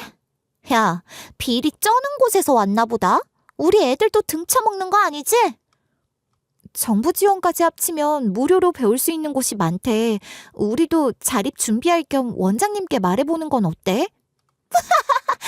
배떼지 부른 원장이 우리들을 위해서 그런 짓을 해주겠냐? 너 미용 기술 배웠으니까 네 머리 정도는 네가 자를 수 있겠네? 애들은 제 길을 죽이겠다고 가위를 들고 와서 제 머리카락을 싹둑 잘라버리기까지 했어요. 미용도 배운 애가 설마 자기 머리 하나 정리 못하겠냐면서 싹둑 잘려나간 제 머리카락을 보면서 깔깔거리며 웃더라고요. 그런데 이것들이 모르고 있었던 거죠. 어린 동생들을 보살피기 위해서 그동안 성격을 죽이고 살았던 거지 저도 부모에게 버려지고 악만 남은 고아원생이었다는 사실을 말입니다. 눈에는 눈, 이에는 이라고 저도 당한 만큼 갚아줘야 한다는 습성이 있었거든요. 복수를 하고도 남을 성격이라는 것을, 물불을 안 가리는 성격이라는 것을 지들이 어떻게 알았겠습니까? 저는 겁이라는 게 없었습니다. 바로 가위를 들고 저를 괴롭힌 친구의 머리를 싹둑 잘랐죠. 그 일로 원장님께 크게 혼이 났어요. 그 이후에도 괴롭힘은 지속되었습니다. 애들은 저를 괴롭히겠다고 창고에 가두곤 했어요. 하지만 저는 그런 게 별로 무섭지 않았습니다. 아무렇지도 않았고요. 오히려 창고에 돌아다니는 벌레들을 잡아다가 저를 가둔 아이들에게 던져주곤 했다니까요. 애들이 깍깍거리면서 도망을 치고 원장에게 이르곤 했지만 저는 별 상관하지 않았습니다. 고아원을 옮긴 뒤로는 그냥 버텼다는 말이 더 잘 어울릴 것 같아요. 고아원에서 미용 기술을 더 배우진 못했지만 이악 물고 하루하루를 버텼습니다. 그렇게 20살이 되어서 저는 당당하게 자립을 할 수 있었어요. 저는 바로 미용실에 취직을 해서 일을 하기 시작했고 곁눈질로 열심히 배우기 시작했습니다. 20대의 대부분을 그렇게 열심히 굴러다녔고 저는 손님 커트까지 할 수 있게 되었습니다.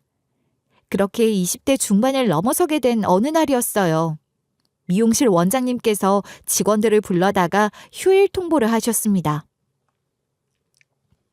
원래는 월요일부터 일요일까지 연중무휴로 영업을 했고 디자이너들끼리 상의를 해서 휴일을 얻어가는 방식이었는데 이제는 아예 하루를 통으로 문을 닫겠다고 하셨어요.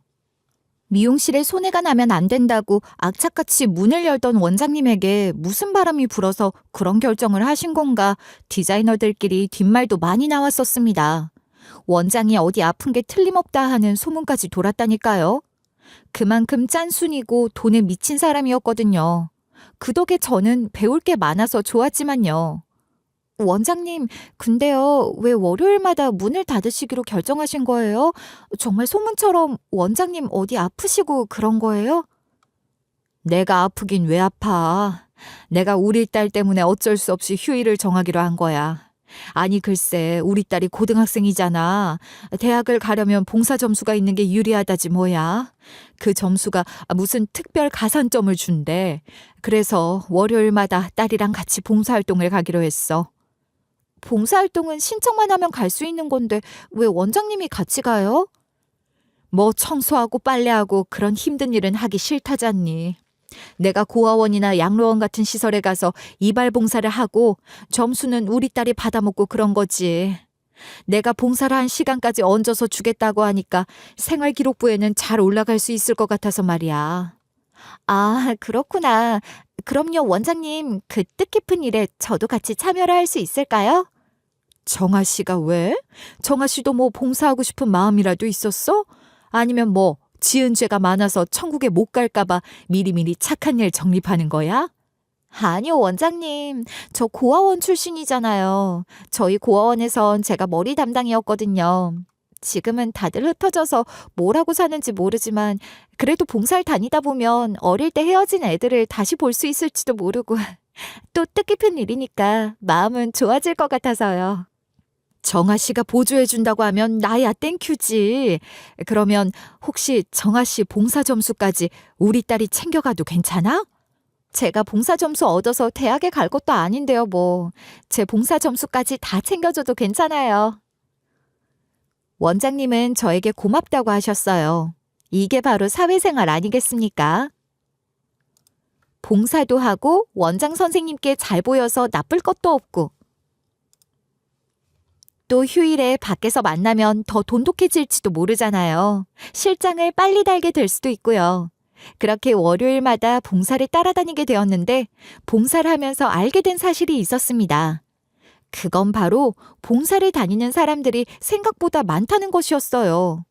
저는 그동안 고아원 생활을 하면서 왜 이런 봉사자들을 못 만나봤을까 아쉬운 생각이 들었어요. 아무튼 이런저런 봉사를 다니면서 어느 한 고아원에서 어린아이를 만나게 되었는데 그 어린아이에게 이상하게 눈길이 쏠리더라고요. 아는 아이가 아니라 마치 그 아이가 저 어린 시절을 보는 것 같은 느낌을 주었거든요. 여러분들은 아실지 모르겠지만 고아원에서도 그 안에 서열이라는 게 존재하는 법이거든요. 그런데 제 눈길을 사로잡은 아이는 자기 서열과 상관없이 따돌림을 당하는 친구들을 보살펴주고 대변을 해주는 그런 아이였어요. 끽해봐야 10살 남짓으로 보이는 아이였는데 다른 언니 오빠들에게 바락바락 자기 할 말을 다하면서 괴롭힘 당하는 친구들을 보호하더라고요. 그게 꼭 어릴 때 제 모습인 것 같았어요. 너는 이름이 뭐니? 매번 이렇게 괴롭힘 당하는 친구들 위해서 나서는 게 쉽지 않을 텐데 혹시 시간 괜찮으면 언니가 머리 좀 예쁘게 다시 묶어줄까? 제 이름은 영우예요. 언니가 머리 묶어주세요. 저는 만두머리가 하고 싶은데 가능할까요? 말도 똑부러지게 하는 친구였어요. 그 친구가 자꾸 눈에 밟히더라고요. 그래서 저는 그다음부턴 원장 선생님을 따라가지 않고 그 아이가 있는 고아원에 가서 아이들의 머리를 예쁘게 잘라주기도 하고 또 묶어주기도 했어요. 고아원 일손이 부족하면 청소나 빨래도 도와주었고요. 저도 제가 봉사를 하고 싶은 곳을 찾게 된 것이었죠. 봉사를 한 달에 2-3번씩 다녔었는데 저도 머리를 잘라주는 주기라는 게 있다 보니까 한 달에 1번 정도 가서 봉사를 하는 일정으로 바꾸게 되었어요. 솔직히 매주 봉사 가는 게 쉬운 일은 아니잖아요. 제가 고아원에 있는 아이들을 입양할 예정이 있는 것도 아니었으니까요. 그리고 오히려 봉사를 자주 오면 고아원 측에서도 불편해한다고 하더라고요. 한 달에 1번씩 봉사를 다니면서 뜻깊은 시간을 보내다가 한 봉사자분을 알게 되었습니다. 나이는 대충 어림잡아 70대 후반 정도로 보였습니다. 나이도 지긋하게 있으신데 봉사를 다니신다는 게 상당히 신기했었어요. 그런데 처음부터 봉사를 하러 오신 분이란 것을 알았던 게 아니었어요. 고아원에 대해 너무 잘 아시고 일도 척척 잘하셔서 봉사자가 아니라 직원인 줄 알았거든요. 여사님도 이리 오세요. 제가 머리 잘라드릴게요. 나? 아유, 됐어. 나는 미용실 가서 자르면 되는데 무슨 머리를 잘라주겠다고 그래? 봉사 온 김에 직원분들 머리도 좀 잘라드리려고요. 여사님이 제일 열심히 일을 하시는 직원분이신데 제가 이 정도 서비스는 할 수 있죠. 요즘요, 미용실 가서 머리 자르려고 하면 3-4만 원은 거뜬히 나가잖아요. 제가 그 돈 굳게 해드릴게요. 그래? 그러면 어디 우리 정아 봉사자님께 머리를 한번 맡겨볼까? 여사님도 짓궂으신 게 본인이 봉사하러 온 사람이라고 밝히질 않으셨어요. 그러니 저는 당연히 직원분인 줄 알고 돈 굳게 해드리겠다고 머리를 잘라드린 거죠. 저한테 솜씨가 아주 기깔난다면서 어느 미용실에서 일을 하냐고 물어보시고 명함도 가져가셨으면서 한 번을 방문하지 않으셔서 당연히 더 직원분인 줄 알았어요. 나중에 꼭 한번 방문하겠다고 하셔놓곤 빈말이었던 거죠. 그래도 저는 뭐 여사님께 실망을 했다거나 그런 건 없었어요. 고아원에서 일을 해서 돈을 벌면 얼마나 벌겠냐 하는 생각을 하고 있었죠. 그 뒤로도 한 달에 1번씩 봉사를 하러 갈 때마다 여사님의 머리도 잘라드렸어요. 정말로 의심 없이 저에게 머리를 맡겨주시니까 봉사자라고는 상상도 못했다니까요. 그냥 기분 좋게 머리를 잘라드렸는데 하루는 제가 봉사가 좀 늦게 끝나는 날이 있었어요. 원래는 머리를 자르고 보통 일찌감치 집에 가서 쉬고 다음날 출근을 했거든요. 근데 그날은 일손이 많이 부족해 보여서 다른 일까지 돕느라 늦게 끝이 났죠. 다들 고생하세요. 저도 이만 퇴근하겠습니다. 다음 달에 봬요. 정아씨 고마워. 오늘 정아씨 덕분에 그나마 일이 좀 빨리 끝났다. 다음 달에 봐요. 기분 좋게 인사하고 딱 나왔는데 여사님이 고아원 입구에 서 계시더라고요. 인사해야지 하는 순간 아주 광이 번쩍번쩍 나는 고급 세단이 와선 여사님을 태워가는 겁니다. 운전석에서 나온 남자가 차문까지 열어주는데 딱 봐도 운전기사인 느낌이었어요. 저는 입이 떡 벌어졌죠. 일단 고아원에서 일을 하며 생계를 유지하고 있는 직원인 줄 알았는데 봉사자였다는 사실에 놀랐고 2번째론 저도 모르게 여사님이 직원인 줄 알고 은근히 생활이 힘드시지 않냐, 자식들은 용돈 안 주냐 하면서 여사님의 생활을 지레짐작하고 동정했었다는 사실이 부끄러워졌어요. 정말 그 자리에 망부석처럼 서서 벌겋게 달아오른 얼굴을 한참 동안 매만졌죠. 그 뒤에 봉사를 하러 갔을 때 고아원 원장 선생님을 붙잡고 여쭈어봤죠. 여사님이 직원이 아니라 봉사자였어요? 저는요, 직원분이신 줄 알고 그동안 머리도 잘라드리고 실수를 좀 한 것 같아요. 박 여사님? 아이고, 박 여사님은 봉사자셔. 그것도 후원 빵빵하게 해주시는 봉사자님이신데 중소기업 사모님이셔. 완전 알부자.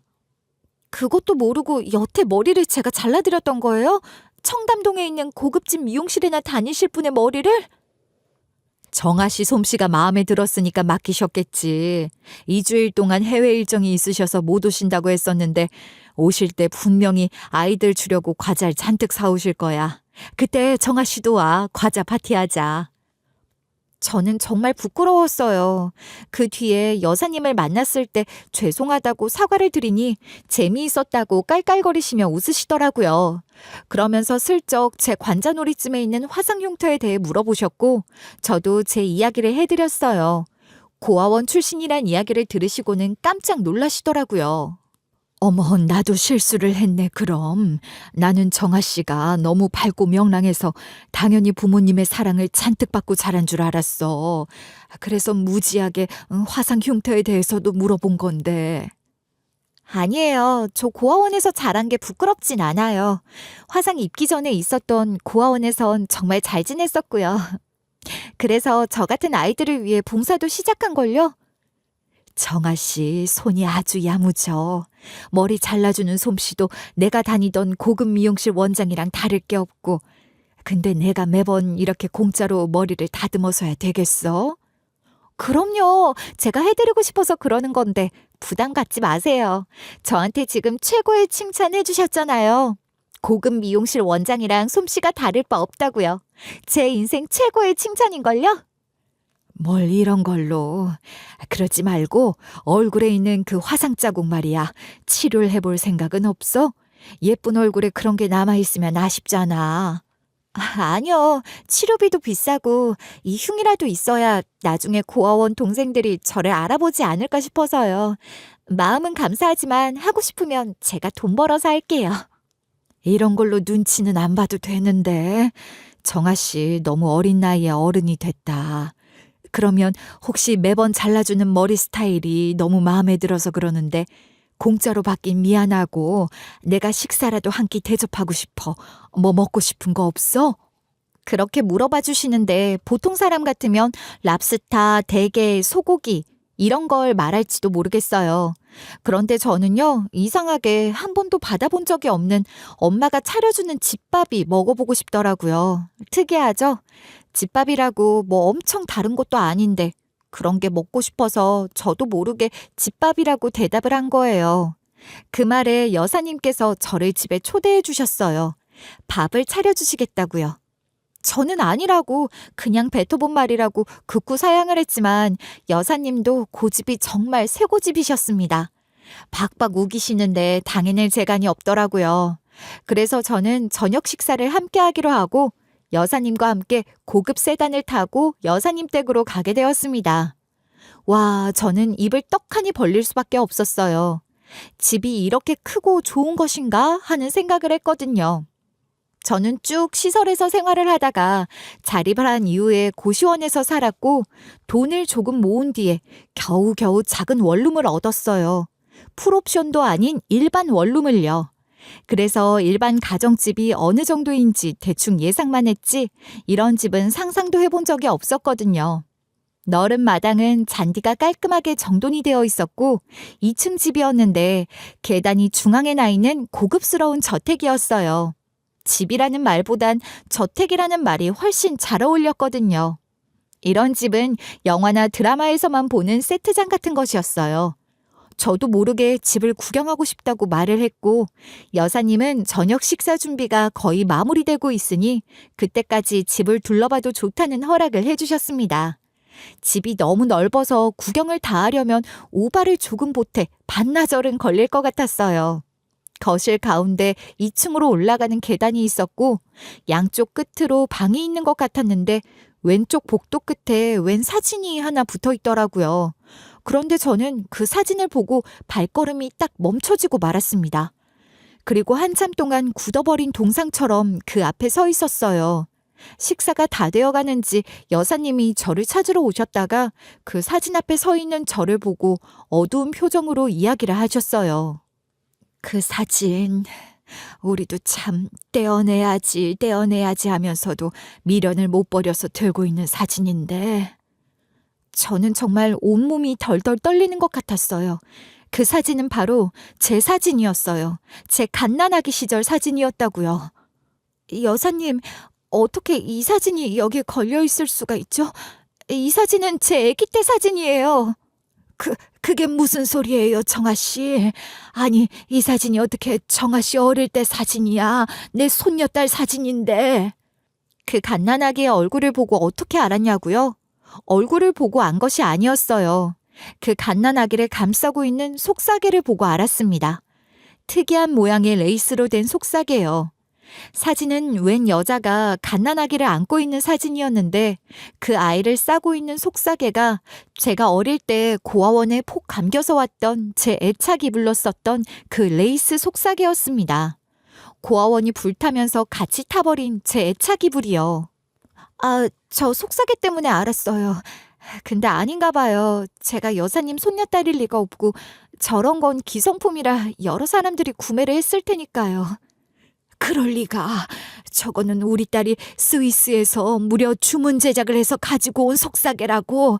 하나뿐인 우리 손녀딸을 위해서. 아니, 어떻게 이런 일이.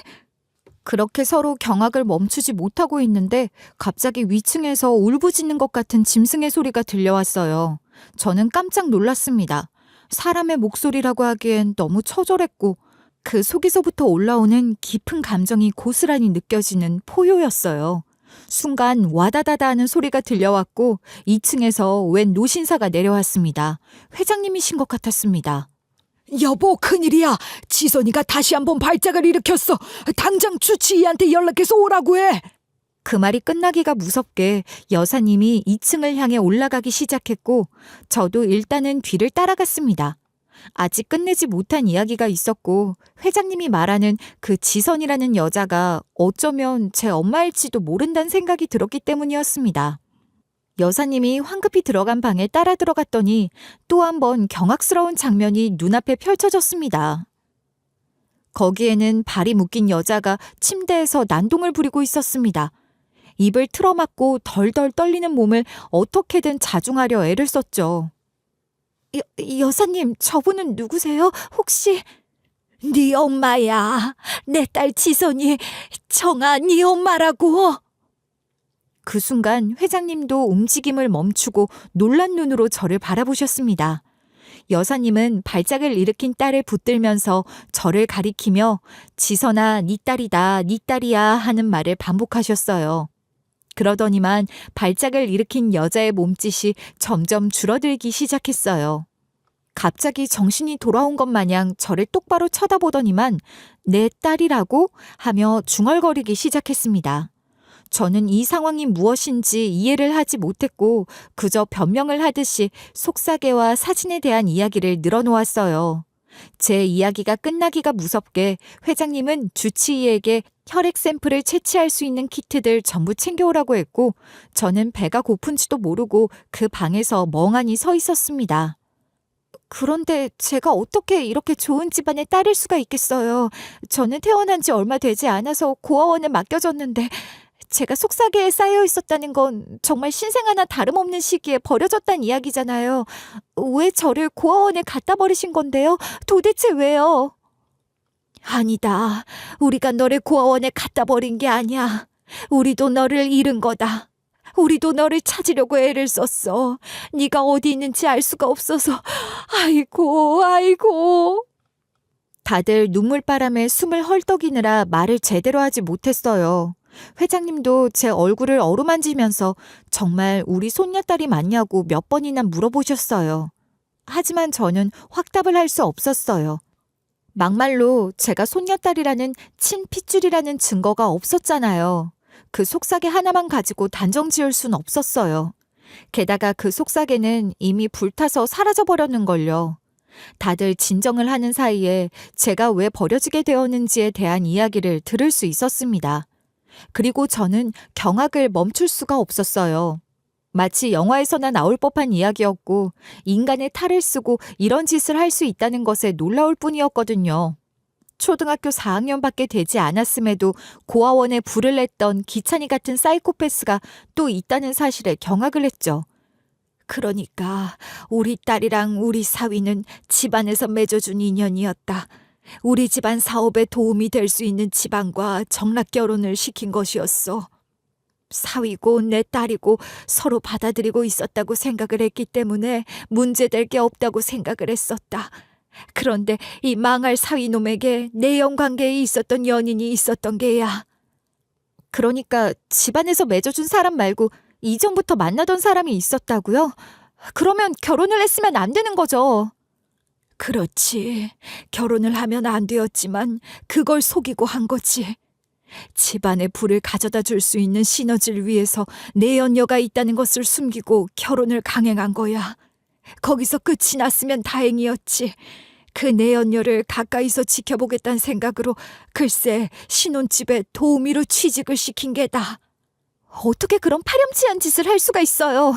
부인은 부인대로, 내연녀는 내연녀대로 두 마리 토끼를 잡겠다고 그런 짓을 했다고요? 우리는 몰랐지. 애들 집에서 일을 할 도우미를 구했다길래 그런 줄 알았어. 사위의 내연녀는 취직을 한 뒤 내내 집안일을 살피다가 네가 태어난 이후 너를 돌보는 일을 했다. 질투가 났겠지. 본인은 평생 음지에서 내연녀의 꼬리표를 달고 살아야 하는데 돈이 있다는 이유로 정부인의 자리를 꿰차고 사랑하는 사람의 아이까지 낳은 우리 지선이에게 질투심이 들었겠지. 입주 도우미로 일을 했던 아버지라는 인간의 내연녀는 엄마를 엄청나게 질투했던 것이었어요. 자기가 사랑하는 남자와 같은 침대를 쓰는 엄마와 달리 자기는 쪽방에서 쪼그리며 자야 했으니까요. 거기다 본인은 부를 수도 없는 여보라는 호칭으로 아버지란 사람을 부르고 있으니 속이 부글부글 끓었을 겁니다. 내연녀는 질투라는 감정에 미쳐버리고 말았던 거예요. 저희 부모님의 가정이 파탄에 이르게 되면 본인에게도 기회가 있을 거라고 생각을 했겠죠. 돈이 없어서 그 자리를 차지하지 못했을 뿐이지 라고 생각했을 겁니다. 가정이 파탄나버리면 이혼남이 된 저희 아버지와 새로운 가정을 꾸릴 수 있을 거라는 착각을 했을 겁니다. 그래서 위험한 상상을 했고 그 상상을 현실에서 펼치고 말았던 겁니다. 저를 돌보는 임무를 맡았으니 저를 데리고 밖에 나가는 것은 어렵지 않았을 겁니다. 속삭에 잘 감싸안고 저를 데리고 무작정 버스에 올라탄 내연녀는 저를 고아원 앞에 버리고 말았던 것입니다. 이름이라도 아니면 생년월일이라도 알려주었더라면 저를 찾아내는 건 어렵지 않았을 겁니다.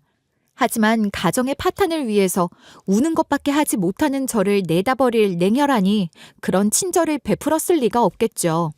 저는 고아원에 들어가 신원미상이라는 이유로 새로운 호적을 받게 되었습니다. 이정하라는 이름을 얻었고 가짜 생일을 얻었어요. 그러니 저희 부모님과 조부모님은 저를 찾을 수 없었을 것입니다. 조회를 해도 신고가 들어온 게 없었고 그렇다고 저에게 미아방지 팔찌를 채워두었던 것도 아니었으니까요.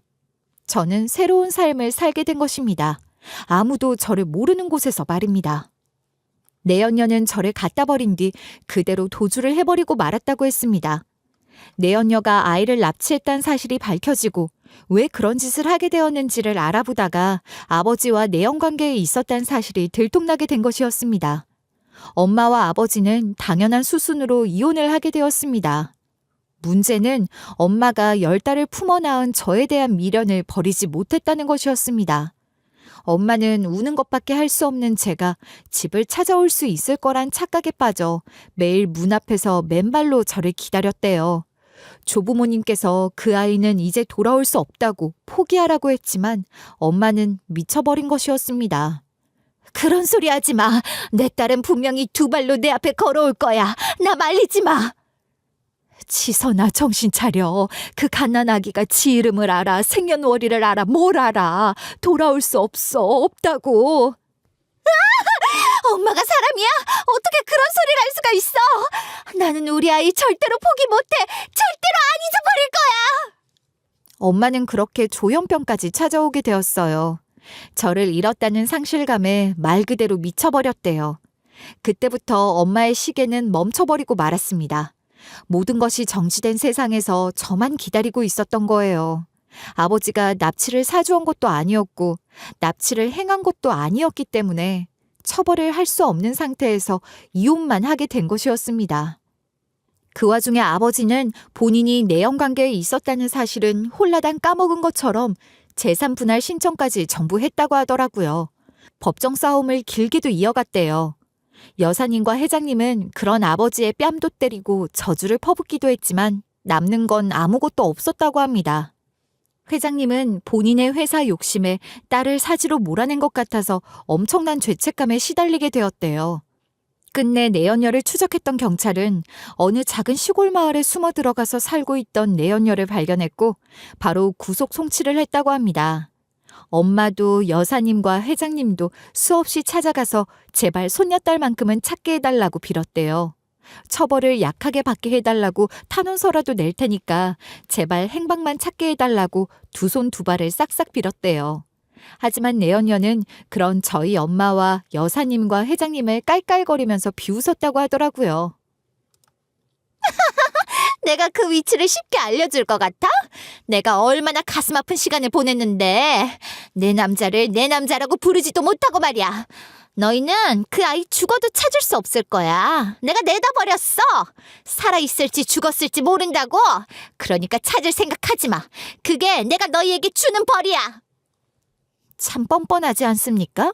여사님은 그 말이 토시 하나 틀리지 않고 기억에 남아있다고 했어요.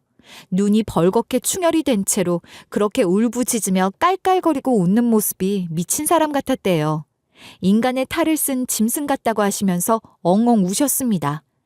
결국 내연녀는 납치로 법정에 서게 되었고 30년 동안 감옥 생활을 해야 한다는 처벌을 받았대요. 마지막으로 교도소에 끌려가는 와중에도 울고불고 내 딸을 찾아내라고 말을 하는 우리 엄마를 보면서 깔깔거리고 웃었다고 하니 제정신이 아닌 건 확실하죠. 본인이 불륜을 저질렀다는 죄의식은 하나도 없이 본인에게서 소중한 것을 빼앗았으니 너도 빼앗겨야 공평하지 않겠냐고 말도 안 되는 논리를 펼쳤다고 했습니다. 가족들은 모두 좌절했대요.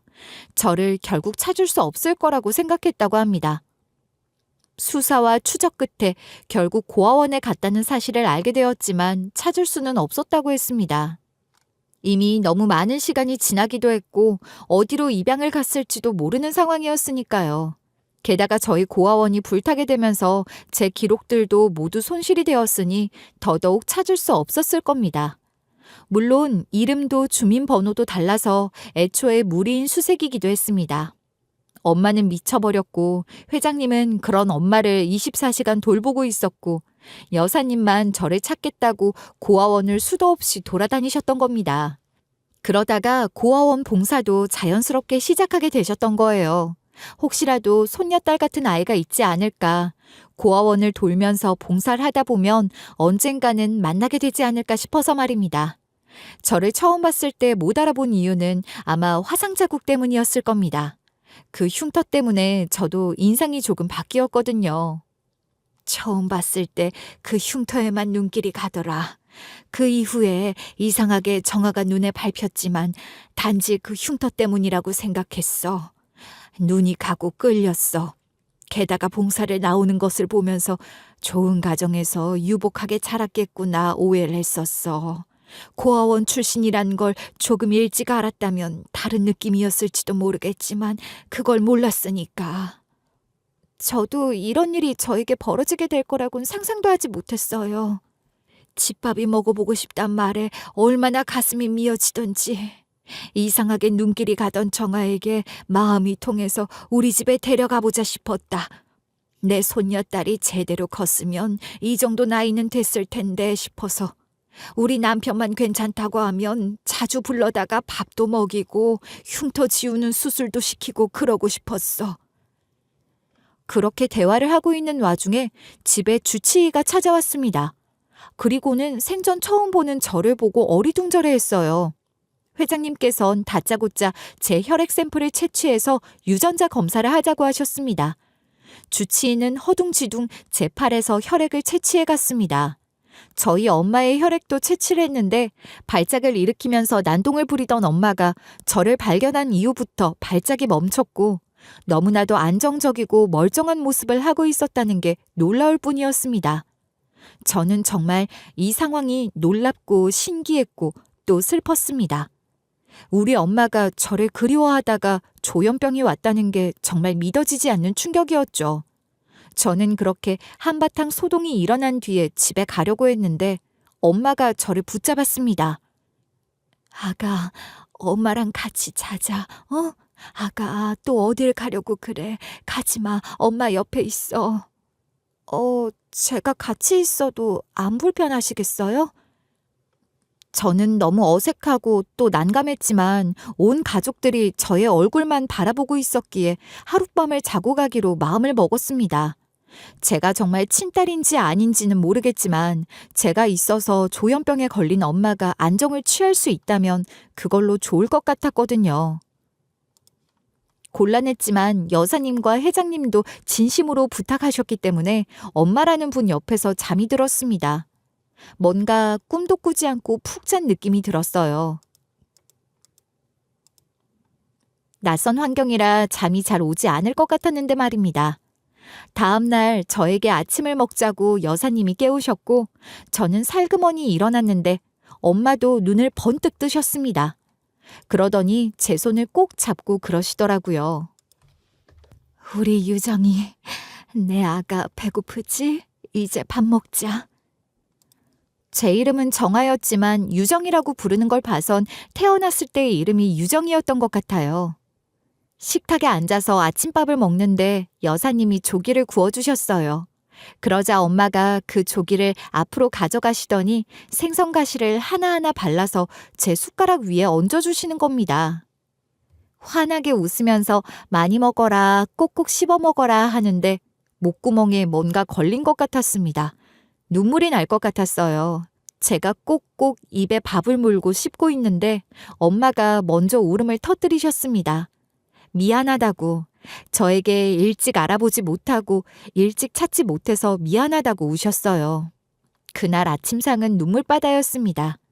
아직 유전자 검사 결과가 나오지 않았기 때문에 제가 정말 친자식인지 아닌지 모르는데도 저에게 미안하다고 말을 하는 그 진심이 너무나도 느껴졌거든요. 대접을 받는 것 같은 기분이 들었어요. 하지만 저는 집으로 돌아가야만 했어요. 저는 미용실에 출근도 해야 했거든요. 저 출근을 해야 해서 이만 가봐야 할 것 같아요. 미용실에는 사정을 이야기하지 못했거든요. 간다고? 우리 유정이 다시 엄마한테도 돌아올 거지? 유정아, 또 이렇게 가버리면 엄마는 죽어. 엄마는 슬퍼서 죽어버릴지도 몰라. 유정아, 꼭 돌아와야 해. 네, 집에 가서 출근했다가 다시 올게요. 조금만 기다리세요. 저도 모르게 불안해하며 발을 동동 구르는 엄마에게 약속을 했습니다. 그리고 미용실에서 일을 하고 퇴근을 한 뒤 원룸으로 돌아갔는데 영 찝찝하더라고요. 약속까지 한 마당에 안 갈 수도 없고 해서 에라 모르겠다는 심정으로 짐까지 간략하게 싸서 다시 회장님 댁으로 갔습니다. 제가 다시 왔다는 사실에 엄마는 맨발로 뛰쳐나오셨어요. 회장님과 여사님도 잘 왔다면서 저를 안아주셨습니다. 아직 검사 결과가 나오지 않았지만 피라는 게 대단한 거야. 확 끌리는 걸 보면 내 손녀 유정이가 맞아. 정아가 아니라 유정이라고. 그러지 말고 우리 같이 살면 안 되겠니? 지금이라도 우리 가족이 온전하게 같이 살았으면 좋겠다.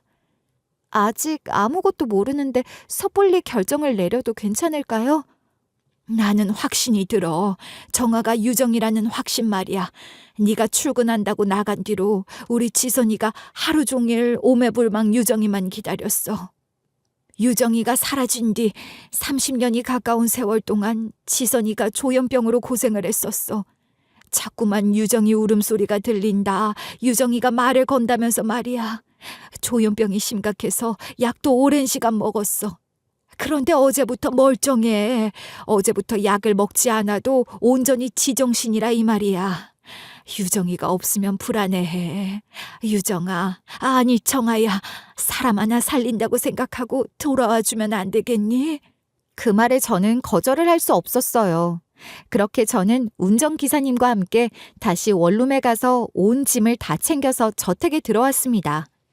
그렇게 2주일이라는 시간이 지나는 동안 저는 호사를 누렸습니다.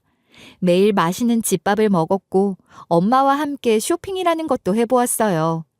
제 돈을 주고는 절대 살 수 없을 비싼 옷도 척척 사주시는데 몸둘 바를 모르겠더라고요. 그리고 유전자 검사 결과가 나왔습니다. 99% 친자가 일치한다는 결과를 받고 온 가족은 소리를 질렀습니다. 그리고 저는 분노했어요. 그 내연녀라는 갈아 마셔도 시원찮을 여자에게 말입니다. 저를 멋대로 버리고 제 인생을 완전히 바꾸어 놓은 그 여자를 찾아가 복수하고 싶었습니다. 그래서 저는 엄마의 손을 잡고 교도소를 찾아갔습니다.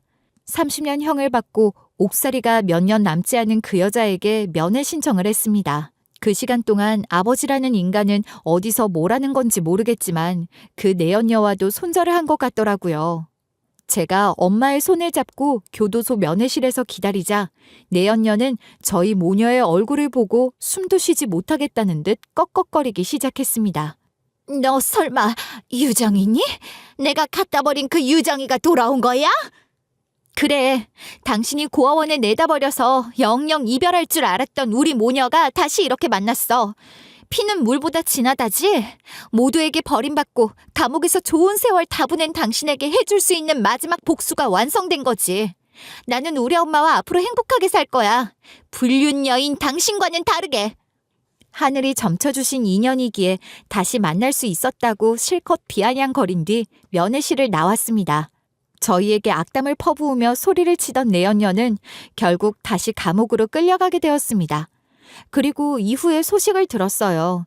그 내연녀가 결국 미쳐버렸다고 말입니다. 본인 인생에서 저를 버린 일이 가장 큰 업적이라고 생각하며 비웃으며 지냈을 텐데 결국 지 인생만 망했으니까요. 거기다가 우리 엄마는 더 이상 약에 의존하지 않아도 멀쩡하게 일상생활을 할 수 있게 돌아왔으니 얼마나 찬란한 복수이겠습니까? 썩어나간 30년이 아주 억울할 겁니다. 저는 여사님, 아니 할머니의 권유로 미용실을 그만두었습니다. 이 기회에 제대로 배워보라는 말씀에 유명 헤어 디자이너 스쿨에 등록을 하게 되었어요. 저는 인생이 180도 바뀌게 되었습니다. 좋은 옷을 입고 좋은 차를 타고 좋은 가족들과 함께 하하호호 웃으면서 앞으로 남은 제 미래를 위해 시간을 투자하기로 했어요. 정말 제대로 배워서 네로라 하는 미용사로 이름을 떨치고 싶습니다. 그날이 올 때까지 저희 가족 불화 없이 행복하게 살 수 있길 바라며 사연을 마치겠습니다. 제 이야기 끝까지 들어주셔서 정말 감사합니다.